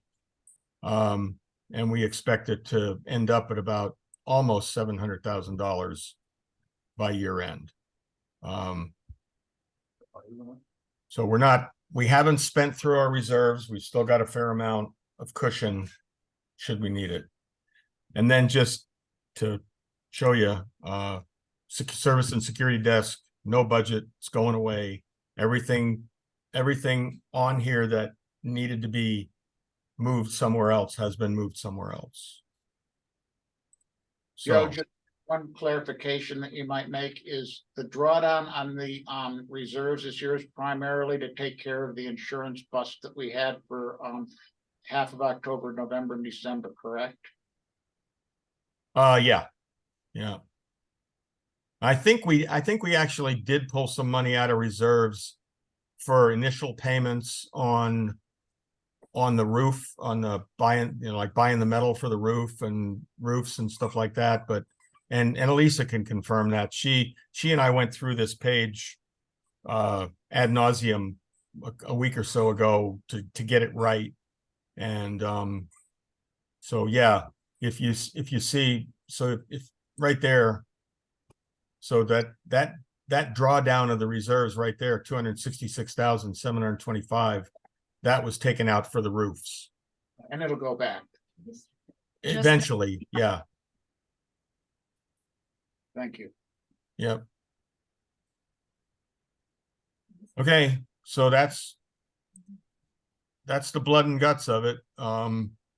Stacy, at this point, do you want to do questions? You want to do exec session and talk about line 601, or where you want to go from here? I feel like if we go into executive session and finalize the pieces, then we can open up for questions. Chad wanted to comment on insurance. We'll be talking about this later, but we're putting together an insurance committee, and Chad is with State Farm, and he wanted to jump in on a comment. And Chad, are you still wanting to add to what Joe Well, no, said? if we're gonna talk it later, that's fine. It was just kind of top of mind when when Joe was going over that cost of having an electrician. I mean, not only with if we were ever able to write it, but doing all of that due diligence just because of the age of the building is going to help no matter where you go in the market. Not only, wildfires excluded, but I know most of it, I don't know, I'm talking kind of generalities, but a lot of the places have already been remodeled or rewired, or if we just get that number and then see, it just is going to help in the future with the insurance. Okay, thank you, Chad. And we will be opening up for owner comments. I think right now we'll go into executive session. Gary, do you just put the meeting on hold? I stop recording, I'll stop the video. Okay. Just check. Joe, we've looked at the matter of the front desk. Hey, Stacy, Yes, I'm sorry to interrupt, but can I make a quick clarification for the benefit of the owners? That course. the board was in executive session earlier today to consider matters of employees of the association. And of course, during that executive session, such matters were discussed, but no votes were taken and no decisions were made.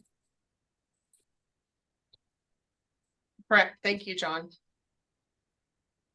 With the front desk, since we can't relieve the fire monitoring, we were faced with two options. Number one, leave everything in place.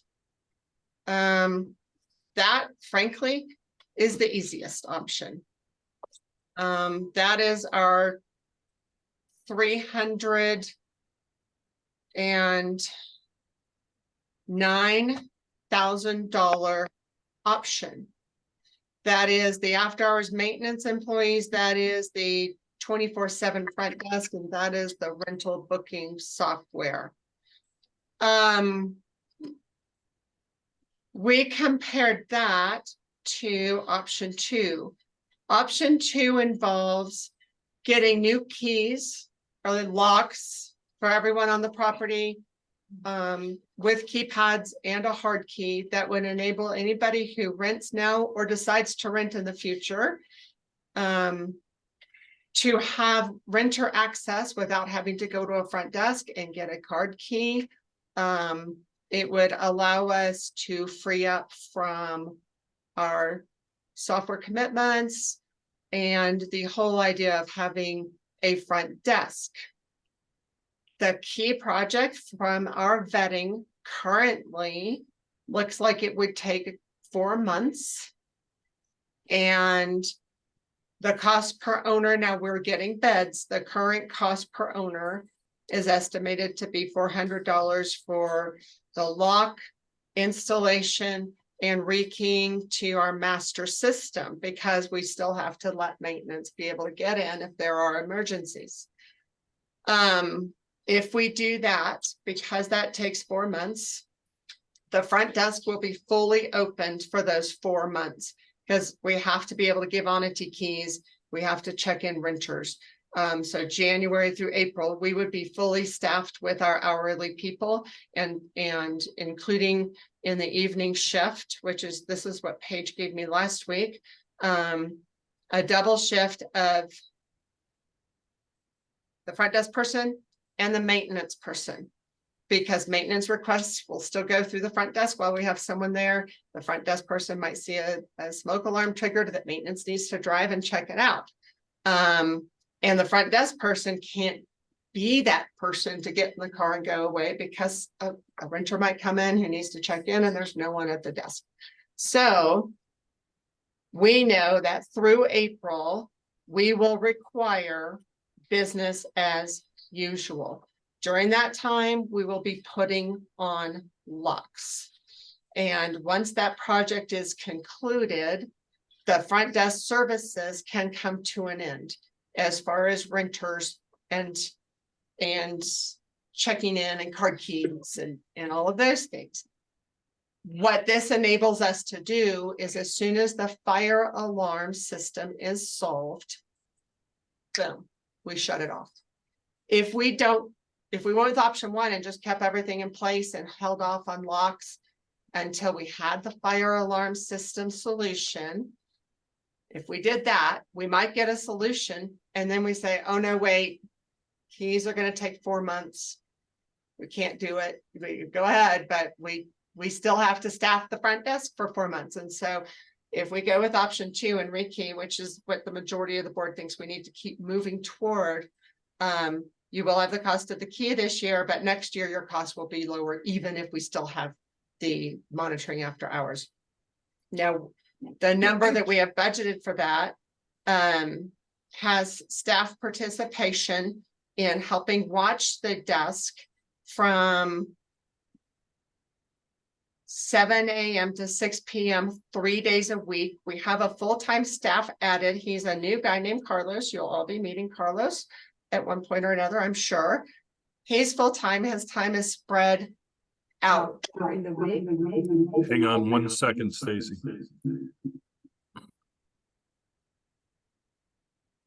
Where is that?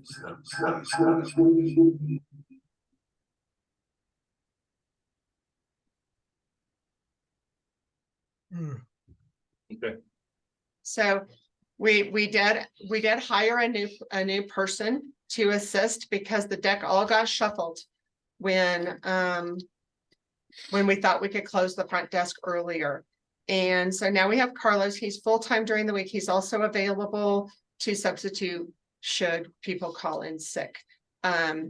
Based on the number I got from Paige, and that adjusted for your number we talked about included the double staffing of after hours maintenance and front desk for the year.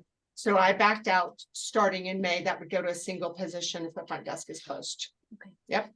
And then we just asked for, in our calculation, we calculated our office staff being able to assist by staggering their schedules during the workday from 7 to 6, just 3 days a week. Now, that has brought us to a budgeted number of, Joe's working on that right now and crunching some numbers. But that's our budgeted number that we give to you, and however you want to use it, you can. We actually took our number and bumped it up several thousand, 5 or 6, to help with spring break, or if there's a busy day and you need to plug someone in. So you've got a little wiggle room there. And so those are the options that we looked at. One, no change. Gosh, guys, no change is easy. It's so easy, right? It's the world we know and we've known for a really long time.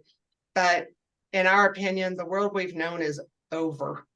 And we've got to keep moving forward with the change with as little disruption as possible. And so that's what in our conversation, that's what the board came up with in supporting option 2, where we're going to be doing new locks, new keys, and that's going to be a big program. People who rent will draft a communication for you to give your property managers. Sit here. Timing of this, we will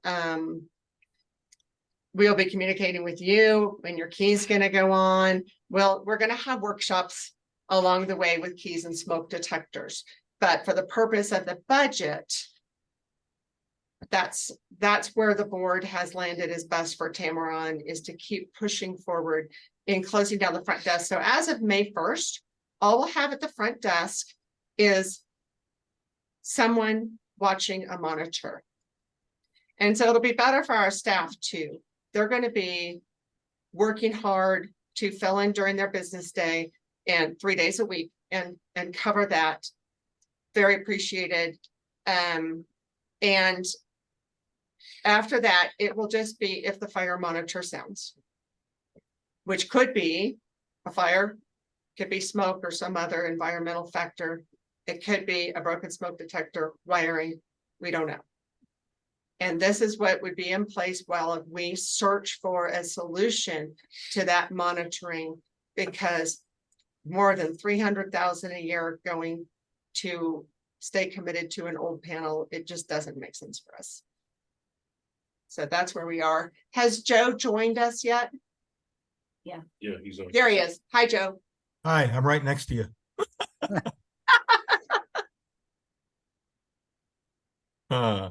You want me to put the numbers up there? Please. That's what we're here for. All right, hold on. Oh, Gary, you gotta let me share screen. You're now a co-host. Go ahead. Should be able to now.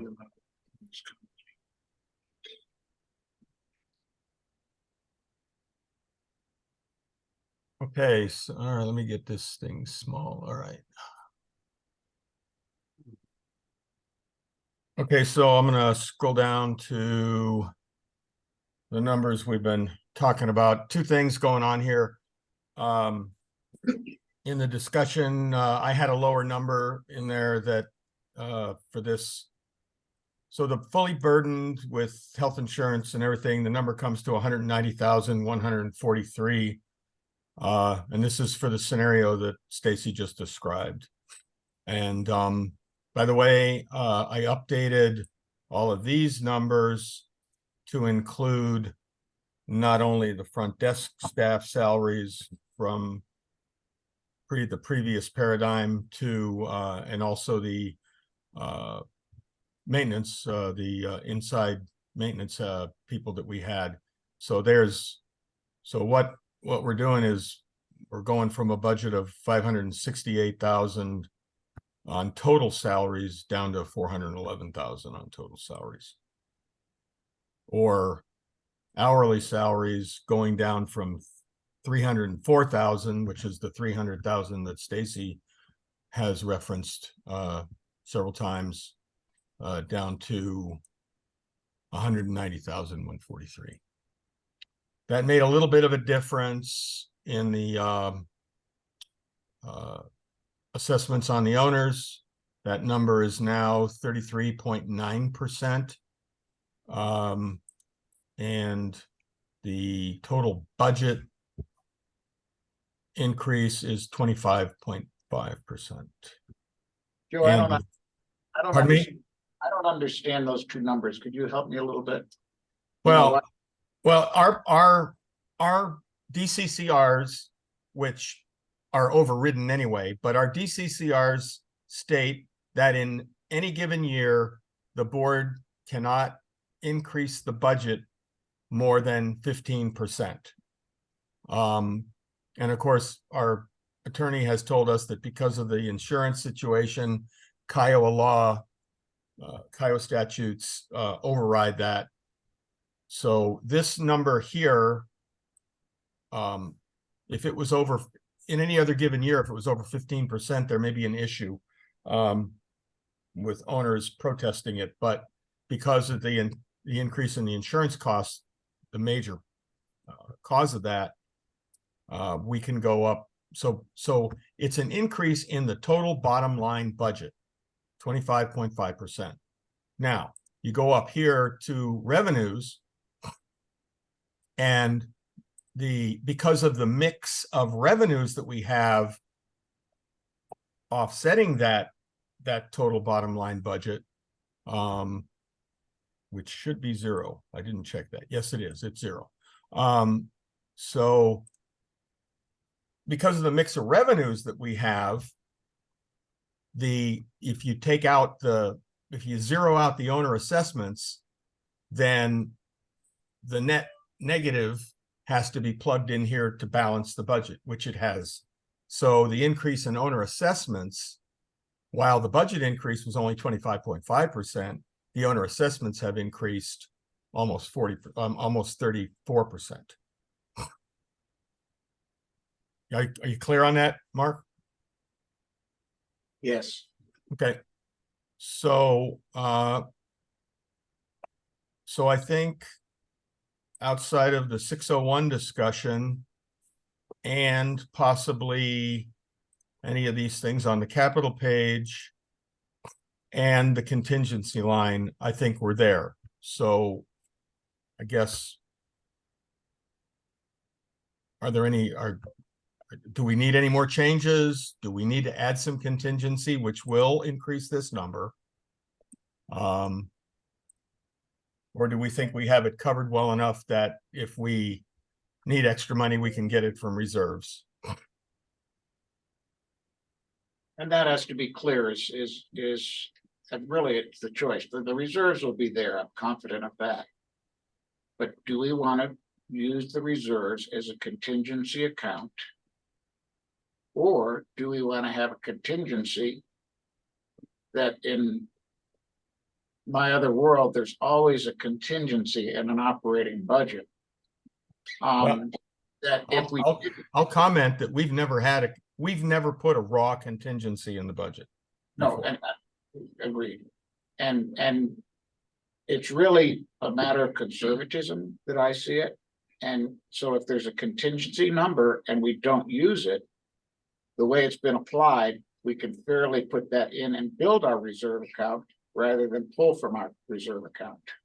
Well, our philosophy has been for the last year or two, at least, any surplus from any given year goes immediately into reserves, minus a small amount of working capital. And we used to do this beginning balance business up here, but that that makes accountants don't like that. So we've gotten away from doing that. Well, and it's vice versa. So, it's really just a understanding. It'll work either way, dollar wise. It's just an understanding that, and for the owners is that's the approach the board has taken. I'd like to hear from the other board members on the contingency, please. I'm not in, I think we've covered everything as well as we possibly can. The only, unless you want to throw a number on the capital page for this fire alarm system upgrades, which we don't know what it's going to be. I'm not in favor of, I mean, the assessments increase is already 33.4%. Or 33.9%. I'm not in favor of kicking that up any higher than it is. I think I'm with Joe. I also agree with what Joe is saying. I agree 100%.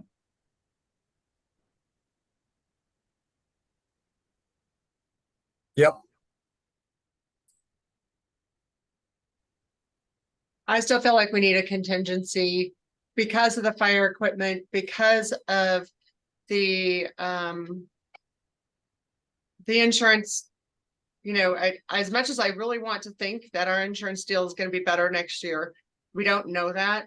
And it would enable us to use more reserves toward the new fire system, which is kind of what our reserves are intended for. So I'd be more comfortable with 100,000 in there, but I know how to count to 4. So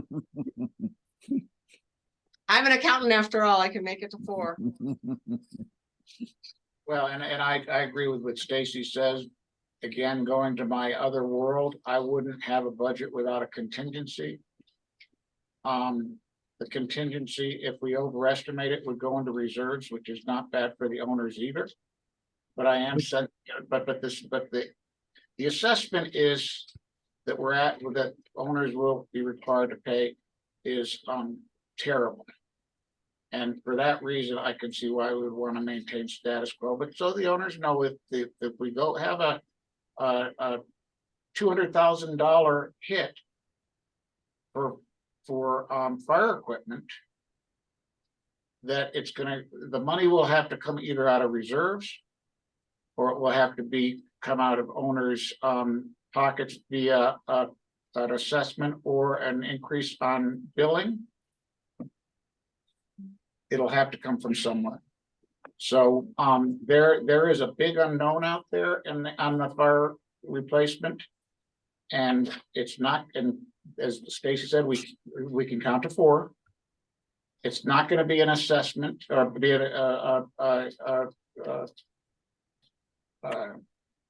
help me. And what we're sort of talking about. Contingency? It's not going to be a contingency. The end. But it's out there. Okay. Is that it, Joe? Do we have any other areas to finalize? All right. So we're clear on 601. That's staff's bought in, is agreed to that option 2 program. Yes. That's Yeah. option 2 with a cushion that you can work how The cushion is great. Okay, I think I heard an affirmative there, so I'll close that Yeah. out. Hey, if I could just make a comment, Joe, real quick. The other thing I'll point out as we talk about the contingency, I understand, and believe me, every ounce of me says we should probably have a contingency, but I am trying to soften the burden this year. Right. Historically, taking last year's snow budget and other things aside, historically, we've typically ended up with projects not getting done, funds being left over for different things. And we've ended up having some money here and there to play with, right? We have. And mean, just to put that on record, so everybody hears it and it is recorded, historically, that's what has happened. Every year that has been the case since I've been involved in this HOA and the finances for over 20 years. And every year that's been the case until this year. Right, which is why I bring it up. Yeah. I know there's a little bit of rolling of the dice there, but I mean, we're asking owners to step up on a lot of levels right now, and I also want to be clear to every owner that listens to this on the recording, every owner in the room or any owner on the Zoom, these decisions are not being made lightly. We understand where we're at, and we're all owners too. So, if I don't know, I've said my piece. I just wanted to make sure that was said out loud. Fair enough. Thanks, Scott. Yeah. And the only other things are these, I guess we can delete this electrical system certification. That's not going to be there. Hey, Joe. Yeah. Well, I was gonna say, do you want a trail about it that we concluded we wouldn't have it, but never mind. I don't know. I don't think I understood what you just said. I was saying, do you want to keep it on there and just make a note that we considered it and it's cost prohibitive and just keep it at 0 and not highlight it? Just so that next year when we start the process, we know what things we walked away from, but. Sure. I mean, we can do. Never mind, it's your process. No. I mean, that's fine. I mean, I'll just take away the highlighting. No need to have that anymore. And I'll just put zeros on there. Okay. Yep. There it is. And it balances to 0 with the change in the assessments. Yes? There it is. There's the zero Okay. balance. Yeah, thank you. I missed that. Yep. Okay, so now we need a motion to approve the budget. I'll make a motion to approve the budget as presented. I'll second it. Who seconded? That was me, John Scott. Scott? Before Okay. we vote, my understanding is that now we open up for owner comments, correct, John Niebling? That is correct. Yeah, Okay. well, if first you ask for any Well, for the additional, board, if that and board. any needs- additional discussion by the board, then you can open up. Yeah. your own. Yeah, good Okay. idea. Any additional discussion by the board? I do want to point out that we talked about the contingency thing, and we have by definition, if you will, put a contingency of $25,000 in every budget for the last several years, and that's what you're looking at right there. We spent 18,000 of it this year, but we spent it on deck failures, and we think we have a handle on those. So really, outside of the deck failures in High Point and Gamble Oak, we probably wouldn't have spent the 25,000 contingency or what we call unplanned capital expenses. So we do have a little bit there. Yeah. Okay. Thank you, Joe. And we might get the King project done sooner than 4 months. And we might find a solution to the fire monitoring. And so there are some possibilities for this to go in a positive direction. Now, We deserve to have some luck go our way. yeah, this is true. So I want to open up for comments, but I want to say that last year's budget increase has been fully vetted. We are not talking about last year in this meeting. We are going to talk about this budget. So, anybody in the room? Drew, Yeah, I wanted some clarification on. could you step up to a microphone, please? Right here. Okay, I wanted some clarification on the staffing component. Mhm. If when numbers that are put in there, is that in the event that we have to staff for all of 2024 essentially? Or were those reduced in the event, say, the fire monitoring system comes on in Q3 or Q4, Q1? Like, what is the? Yes, and yes. Okay. So while we're rekeying for 4 months, it may be sooner. That's just the first locksmith we've talked to. Okay, We have the front desk fully staffed, including double staffed for an 8-hour shift to have backup maintenance Okay. after hours. Now, after the front desk, the locks are done, the front desk function closes, then we will just need a monitor Yeah. after hours. So it's a moving target. Yes, And then, those but we have numbers to reflect the whole 4 year. month- They're the whole year. the whole year for monitoring, because at this Okay. point, we don't know. We might find a great panel, but they don't have the parts and they can't Yeah. do the install till 2025. Okay, So that's where we're saying it might get better, yeah. but we need to plan on what we know today. So there's a contingency essentially built into that number. If you were to find a solution to that at some point, Then we save money. then you save money there. Mhm. Okay, that was all. Yeah, Thank you. that's a good point. There's a little contingency there too, should things go our way. Next in the room.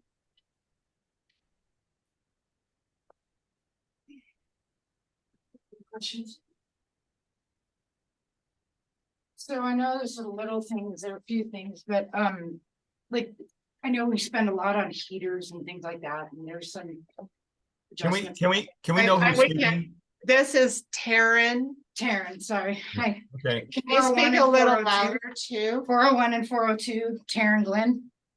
I don't think we have any catering on the budget. You mentioned we spent. No, I a didn't lot- say catering, I What'd said you say? heaters, like Oh. basically, you know, because we do put a lot into that. Each HVAC. year as it gets higher. Just say even in the lodge, it's one example, I'm wondering if something that could be introduced is possibly 5-degree reduction. There's quite a few that are very, very high, and I know that that's just something, but that adds up quite quickly as those heaters try to keep up. I know we spend a lot on that. I don't know what we could do on water. But those are things that I guess I need direction on who to talk to or see, because it's just leaking. I mean, we just spend a lot on that, I'm sure. So are you talking about in units or are you I'm talking? talking about in the common areas. In for the lodge common per areas? se, Or, yeah, I mean. If everybody you has their have own if you choices. want to ask about a particular type of equipment, you can. Send that question to Gary to forward to our maintenance team and find out if that's. Yeah, we could just have them I mean, turn down, There's just. turn down some of the P-tax that are in the common areas, turn down the heat. Part of the problem that you have is heat rises, and in all of the towers, a lot of that heat goes way up to the top, Yeah. and you don't have the heat down the bottom. And then you It's just also have part a of my lot of example. people who say that I'm too hot, I'm too cold, and Right, but I mean, if we're in a crunch, I have a feeling that people can put on a coat as they walk out to their car. If you can't make it to the car, it's too hot. You know, so, and level 4 is a prime example of, there's the one down here in North End, and then there's the ones right by the ice machines that are very high. yeah, so All as right. Gary said, it will get hotter, but I So- don't know if that's coming from those particular units or if that's just the state of heat rising. But that's a good point. Okay. They're on right now. And again, we have new BHP, so maybe they don't know past years, or I don't even know, you know, I know we've had certain people on certain levels, and if we can all join together and try to just help a little bit, I think Yeah, that'll take the add edge up off. quickly. So that's Thank just you. one idea. Mhm. Ice melt. I wondered if, you know, again, we're possibly facing a warm winter, maybe not, I don't know. Can that be adjusted? Can that not always be on? Is that something, or are we gonna have to blanketly turn it on and leave it on? You mean the Would be- heat, the Yeah, roof? our new ice melt coming out the roof, you know, for the lodge. What we've been advised by the electrical team that installed it is it actually is more efficient to turn it on once the snow season begins and leave it on rather than letting it stay off and then the energy used with the ramp up, should we have to turn it on.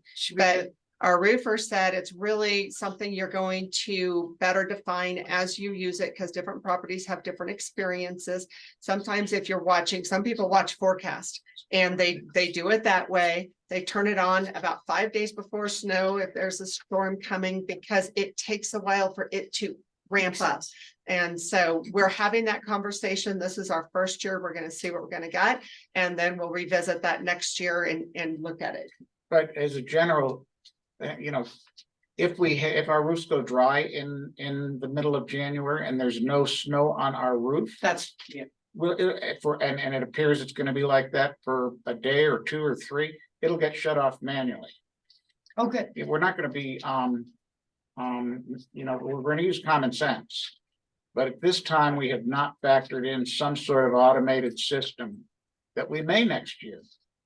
In terms of temperatures rise or temperature, whatever, that would moderate it. But, so it's gonna be a learning, and I personally have that question is what's it gonna cost to heat the edging? We'll know in April. Yeah, I appreciate that answer, because, you know, you can also put on those things for your own home, you know, there's certain things that don't need to be on 24/7. Exactly. Curious, you know, So we're starting with what was recommended to us by the installers, and then we'll kind of see where we land and what kind of winter we have. yeah, and I know that We're can be watching it. dicey. And my other question goes, and Gary, you'll be able to answer this probably better than anyone. Okay, are you anything? Okay, thank you.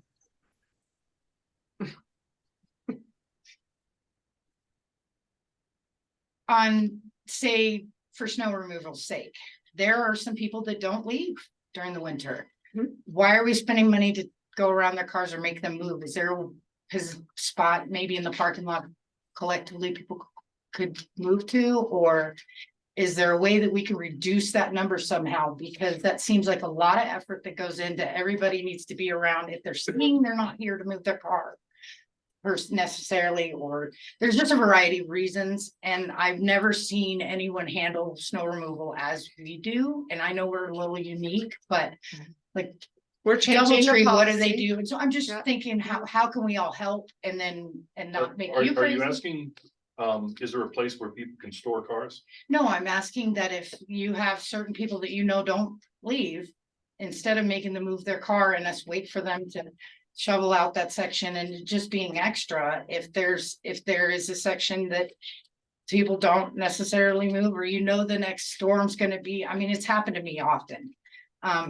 Where I wasn't necessarily going anywhere and I knew there were others. So if there's ways that we could save money in that by not shoveling that section per se, and I get that we can't make a ton of ice patches and then we've got issues with people falling, because my father broke his ribs on that very same little section, was our handicap section, but what can we do that would reduce your stress level as well as, you know, maybe not spend time on those areas? The problem is when people don't move their cars, if you allow that to happen, the next snowstorm, we lose 20% of our parking spaces here in the lodge.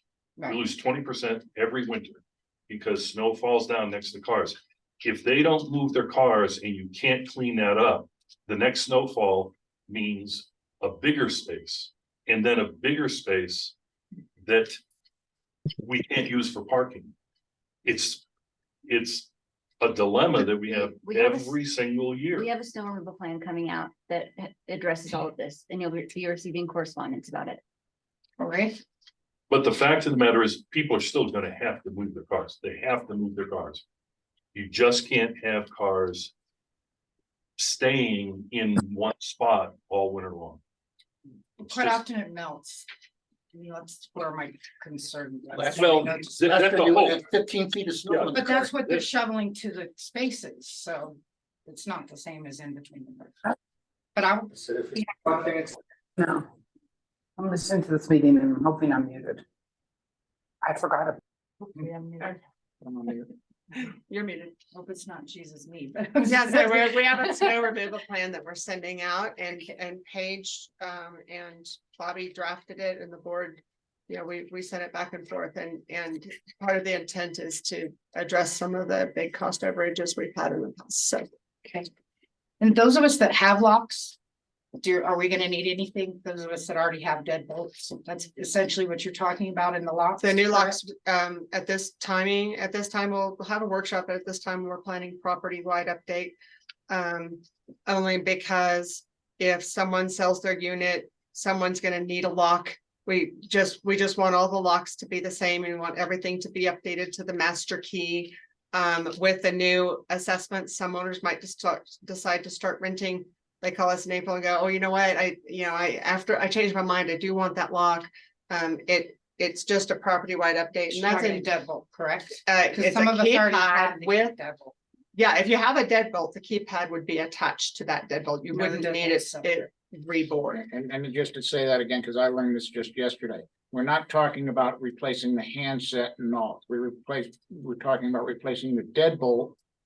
Your old deadbolt would come out and a new one would come in that not only would have the key, but it would have a keypad that can be used to unlock the door. And that's, but you don't feel that that's more technology and more things that we're having to buy when we're not units that rent at all, ever? The problem Like is you just have, histories. you have to standardize or you create chaos.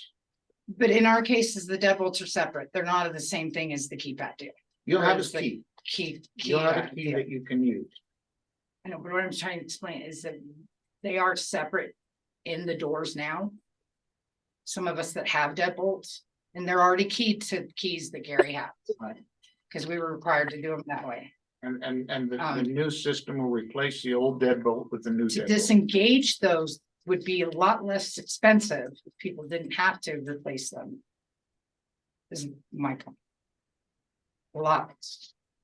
Or at this time, the board is looking at property-wide keypad and hard key updates. Should probably be something like that. It will be a little bit less if you already have a bolt lock, if you have a deadbolt. Okay. And then my last and final question has to do with the front desk as far as the 7 to 6. I'm not understanding why it's 7 to 6 instead of the normal 7 to 3, which by the way, I would like to give you kudos. I've seen you take up some major hours recently since our last meeting, Gary, and really have appreciated your cheery attitude. Truth taken. But I was wondering what the shift in the hour numbers are and when there's already staff from 7 to 3, why that's a problem from Monday through Friday, 7 to 3. Instead of versus 7 to 6. Yeah, I mean, Um, there's already. We got quite to a few 7 to people up 6 front. in the last board workshop that was agreed to, and then the staff presented us with that a few weeks ago in trying to problem solve this. And, you know, we've given management a cushion. They can apply some of that cushion if they want that time filled. There is cushion in the budget for them to use at their discretion. And that's an attempt to help owners with the tremendous costs that we're facing this year. Well, going forward, as I understand, you know, when we have it already staffed with quite a few people during the day, I don't understand why that part's as hard as it feels like it is. I've never thought that needed to be staffed because I don't know, but you have had to deal with it more in the last few weeks than, you know, before. So I'm always curious if we could stay open to that and that, you know, we just utilize our salary in times that to its fullest, as well as people pitching in. I mean, like I said, I witnessed Gary for sure. I've seen Paige times too, and it just seems that there's still some fine tuning that could happen for sure, but I do appreciate everybody's efforts because I, for one, have 2 units. So when you guys bring it up 25%, that hits me a lot harder and is concerning. And we've been up here since 1979. Of course, would like to continue. Thanks to everybody's you. effort. Anyone else? I bet. Oh, Brian. How do you plan on working out, like you said about $400 for the locks, or are you just gonna bill that on their quarterly assessments? When it happens. Okay, Bet.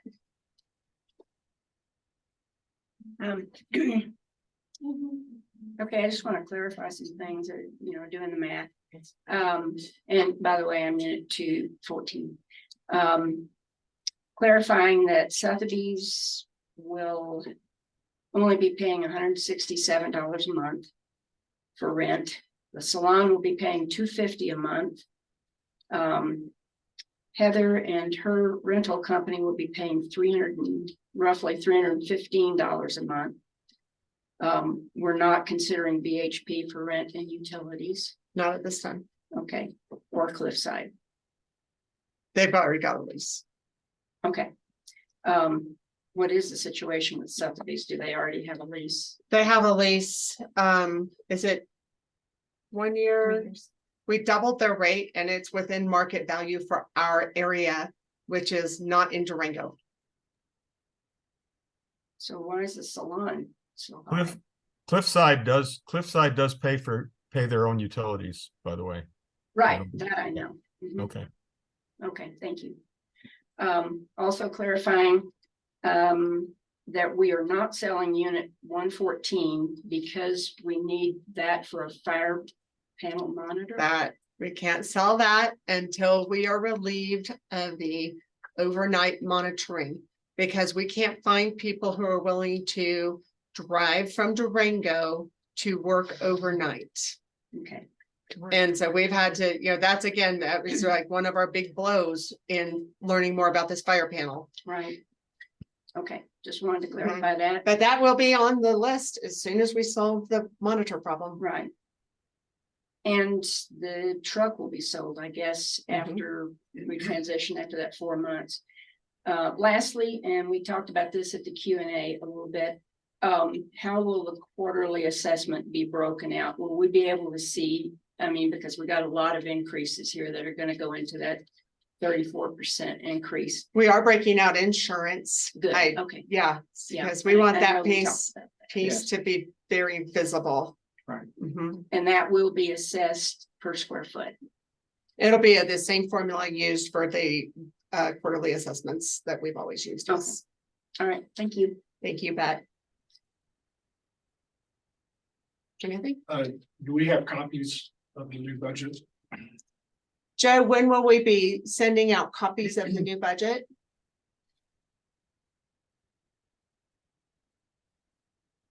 Hello? Joe? Joe, you're on mute. Joe. Sorry. Yeah, sorry. Very shortly after this meeting, I will condense down the budget to be distributed to the owners down to each line item from last year to this year. It'll be in a PDF document, and that'll be hard copy mailed to all owners by our declarations. It has to be hard copy, snail mail mailed. It'll also be posted on the website. So yeah, within the next week. Yep. And I believe Elisa will be sending out the assessment invoices probably the first week in December. Am I right on that, Elisa? That's right. Sometimes it ends up being a week and a half waiting for tying out maintenance work orders for It'll November. be sent no later than December 15th. Yeah, it has to be by December 15th, right? That's the budget, not the bills. You mean? Correct. Yeah. A copy of the budget as proposed by the board is sent out prior, no later than December 15th. Does that cover everyone in the room? Gary? How about monthly financials? Monthly financials? Yeah, if you look at our website, it's way out of date. Really don't have anything on there that's current. Okay, let me make a note of that and we'll discuss that. Thank you. Anything else about the budget? I have to look at it. Okay. Okay, we have comments. I'd like to try to, in the interest of time, not address comments that have already been answered, if that's possible. So let's look at that. Let's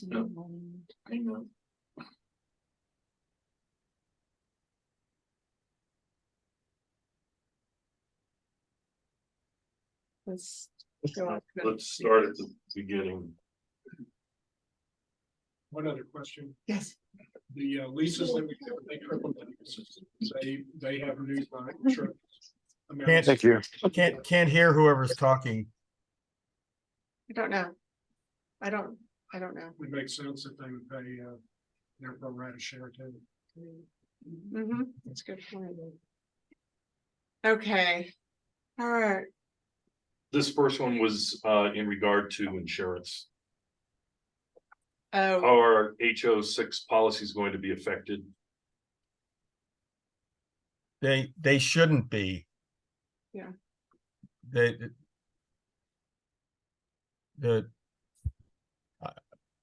they shouldn't be. And Joe, that's because individual owners just insure from what drywall in? Right, yeah, well, the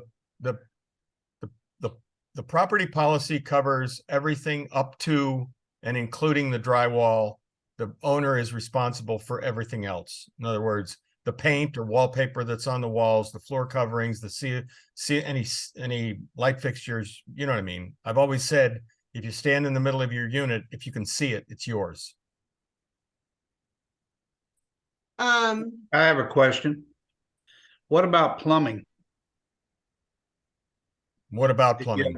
Well, I have someone that sent me an email saying that her plumbing, the cast iron had created an issue, and it was, water coming through, and they had to replace it. Is that something we get involved in? If it's inside the walls of a boundary unit, yes, that's covered by the HOA. Yeah. So they would just send receipts to. Well, they shouldn't have just fixed it. They should have reported it to maintenance. I mean, what if they fixed it? Well, I don't know. I don't have an answer for that. That's not the way it should happen.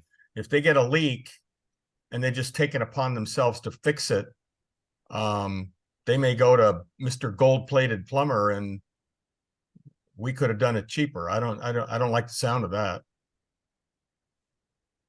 Okay. Do you think you can get $175,000 for the condo today? Yes. We're in 13 units for sale. We've talked about that. The ski shuttle, $4,500 a year. We don't have the luxury anymore. That wasn't up for debate. That's being cut. What else is there? Okay. Yeah. Colorado legislation with property taxes 4 times for short-term rental properties. My understanding is that's for the short-term renters. Tamron doesn't have a rental program. So I rent my unit, I might have my property taxes go up. That is my understanding of that proposed tax change. Will BHP obtain more efficient snow removal equipment? We've talked about that. We have I do believe they've bought some new equipment, but we also have a new snow removal policy this year that's going to help offset costs. Chad spoke. Just want to thank the board and others who work for this thankless task. Oh, you're welcome. 2024 is going to be a really hard year, but you've done a good job taking the bull by the horns, leaving no stone unturned. Tough news is never easy. By the way, I like adding the contingency. I have a friend. Why are we only charging Sotheby? We've talked about the lease. Can I just add one thing on Sotheby's? It's based on square footage. And if you look in their space, it's a very small space. They do make 7% off of all of our sales. Yeah, so we can renegotiate that next time. Oh, I got you. Satellite TV package, that was a great negotiation. A lot of owners like it. It's only $400 a year, something like that. Yeah, so a So dollar that's per pennies. unit a year. Yeah. Okay. We'll move down. Where are we not selling both lodge units? We've covered that. Yes, we do charge rent. It's on the budget. You can see it there. Yes, the assessments. I'm sorry. Okay.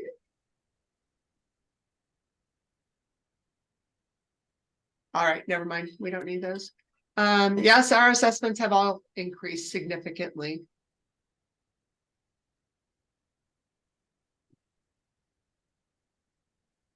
We are not going to discuss salaries.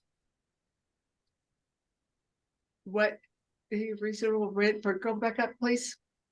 For commercial space in unit 114, why can't we continue to have the 3 managers run? Okay, we've gone over the staffing of the front desk and the rental spaces.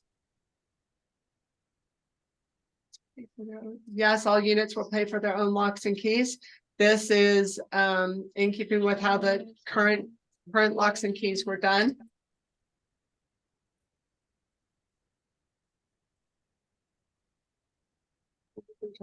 Rentals to get a discount on insurance minimum night stays.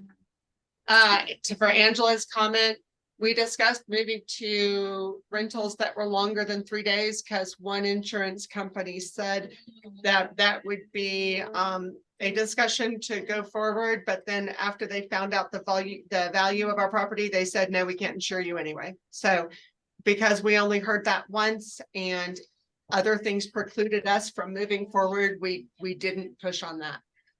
But yes, we would consider it if it made our insurance cheaper. Okay, to Mike, we have talked about why we are removing the front desk. First of all, the front desk will be open during several months of 2024. And second of all, our lawyer, our insurance agents, Brian, who spoke at the beginning of our meeting, all say that short-term rentals raise your insurance costs. It is not quantifiable at this time, but knowing that we left that short-term rental admin fee in place. It also does create additional burden for our staff and for maintenance. Okay, keep going.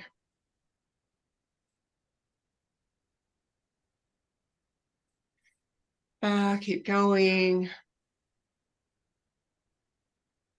How many board members own in the lodge versus elsewhere? I think Scott owns in the lodge. Is anybody else? I don't believe That's so. what I think. So. Okay. All right. Those are our questions. Does that cover it? So now we move to vote.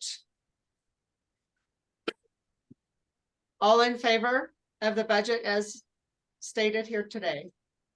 Aye. Aye. Aye. Aye. Any opposed? Great. The budget is approved. Thank you, everybody. We have a few last minute things here. The sale of 2 units. Well, now we're only selling 1 on the agenda. When we made the agenda, it was 2. Joe, would you like to, or John, would you like to discuss the process and what the owners will be receiving on the sale of the unit? I'm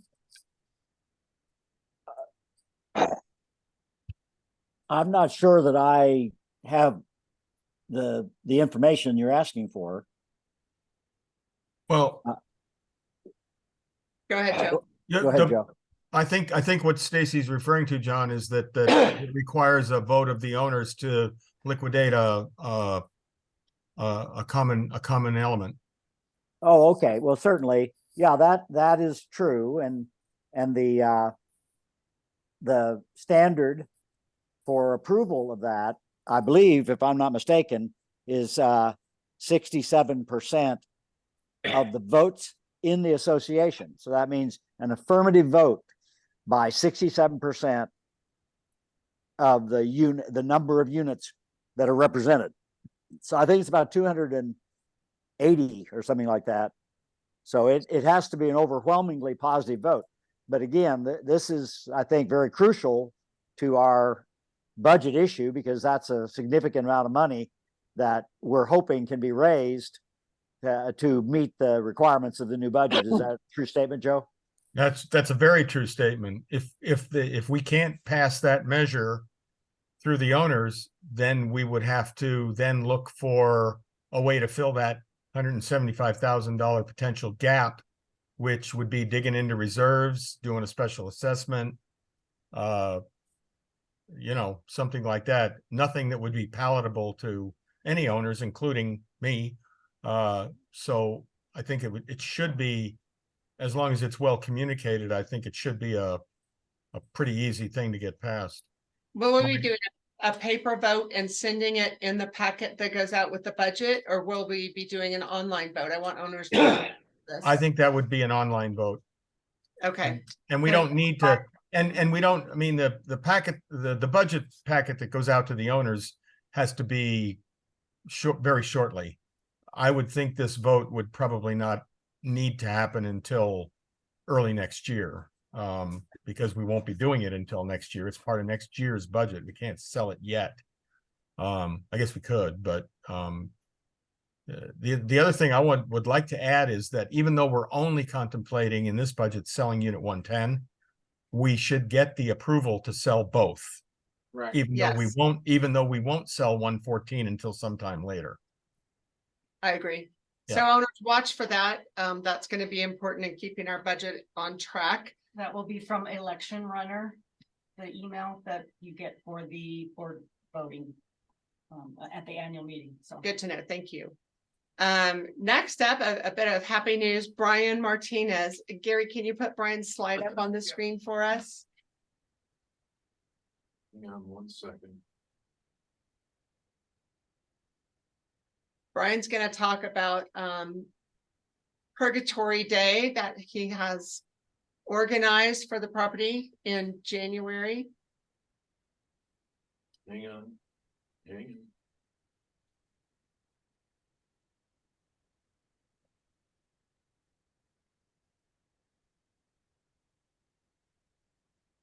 Okay.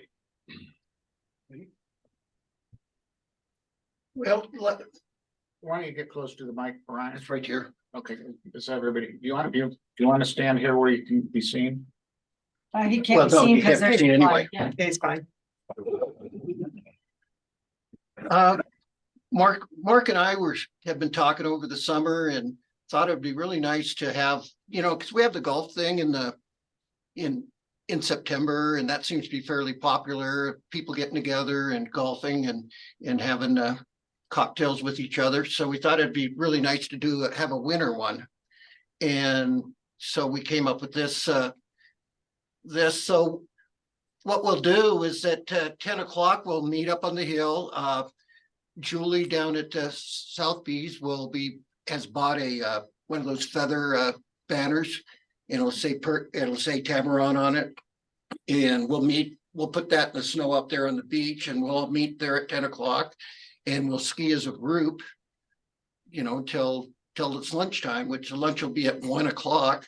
And that'll be at Hoodies. If Hoodies is up by Lift 4, if you don't know where that's at, all you have to do is ask somebody. It's just right next to Lift 4 up there. And we'll have a Southwest buffet there, which sounds pretty good to me. What we're going to have, what's on the menu will be a cheese enchiladas, beef and chicken fajitas with salsa and sour cream, flour and corn tortillas, pinto beans, Spanish rice, tres leches cake, and churros with local honey. And that'll be a buffet set up there. So, and one of our residents, Ben Baldwin, he lives down the hall from me here in the lodge. He's going to play music during lunch for us. And I told him I couldn't provide him any serious cash, so I told him I'd buy him lunch. So he says he'd do it for lunch. And then and also Mark put up a little bit of cash too to I guess you call him a sponsor or something too. So he's put up a little bit of cash because we had to come up with some money for a rental fee for the hoodies. And so he took care of that, which was very nice of him. In the evening, Cliffside is going to be offering the people that attend this a 10% discount on their food and drinks, and they'll be giving those coupons out at the luncheon.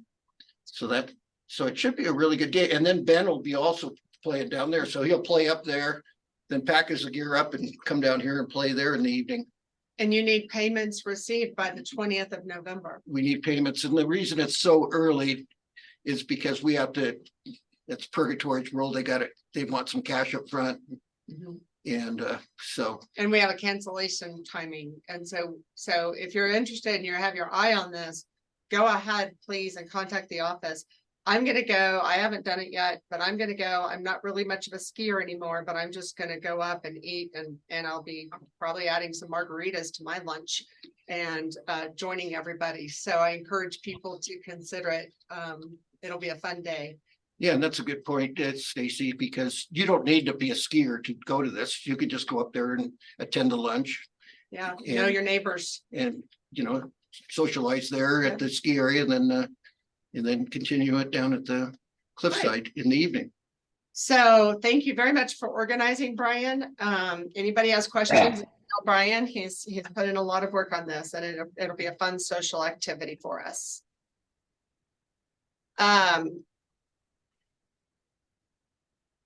Because of our insurance problem and Joe Carey heading it up and this year kind of taking on a huge burden, we have formed an insurance committee to move forward next year. It's an ad hoc committee, and Joe, you wanted to speak about that? Yeah, I think we have, I think Chad Walls has agreed to serve on that committee and Jim Rogers. Yes. So there's 3 of us right now. I've been so busy with this budget that I haven't really had time to think about when we might first meet or how we'll organize, get a mission statement together. So we'll be doing I'll be communicating with Chad and Jim and trying to get that all set up within the next month or so. Thank you, Joe. And Our motive for doing this, our objective will be to do our best to get much better rates on insurance going into the future, seeing what we can do as an association to become more compliant with some of the specialty property programs that we didn't qualify for this time. So we'll be looking at those things. And coordinating the efforts so we don't have a lot of irons in the fire, which is supposed to not help our case. So thank you to the 3 people who are willing to serve this cause. And I said, sorry, I said Chad Walls, it's Chad Watts. No worries, I've been called worse. Looking forward to it. And finally, we have a roof update from Mark. So the roofs, first the lodge, and one only has to look. First of all, let me just make a general statement about the roofs, and this is really where we were lucky the way things turned out. We talked about mitigating, we're mitigating things for fire. And when we went from a wood roof on the lodge to an asphalt roof, we didn't know that we would have the insurance problem. Imagine if we were trying to do insurance now with a wood roof. So and so we lucked out on that one, but we've gone to a architectural asphalt shingle on the roof. It is finished. We've gone to all hot edge treatment on all of the asphalt edges. It is finished. The icicles will not exist this coming winter if it goes according to what's advertised. We have the drainage solutions done. All drainage will go to the back of the building, so there'll be no puddling or drainage in the pedestrian walkways and such. We will go with a we've got a few electrical connections yet to make, but we will go to a full hot edge test December 1st, and it'll be complete. So that and one just needs to go up to the high area and look down on the roof, and I think everyone can agree we've got a really well installed product on our roofs at the lodge.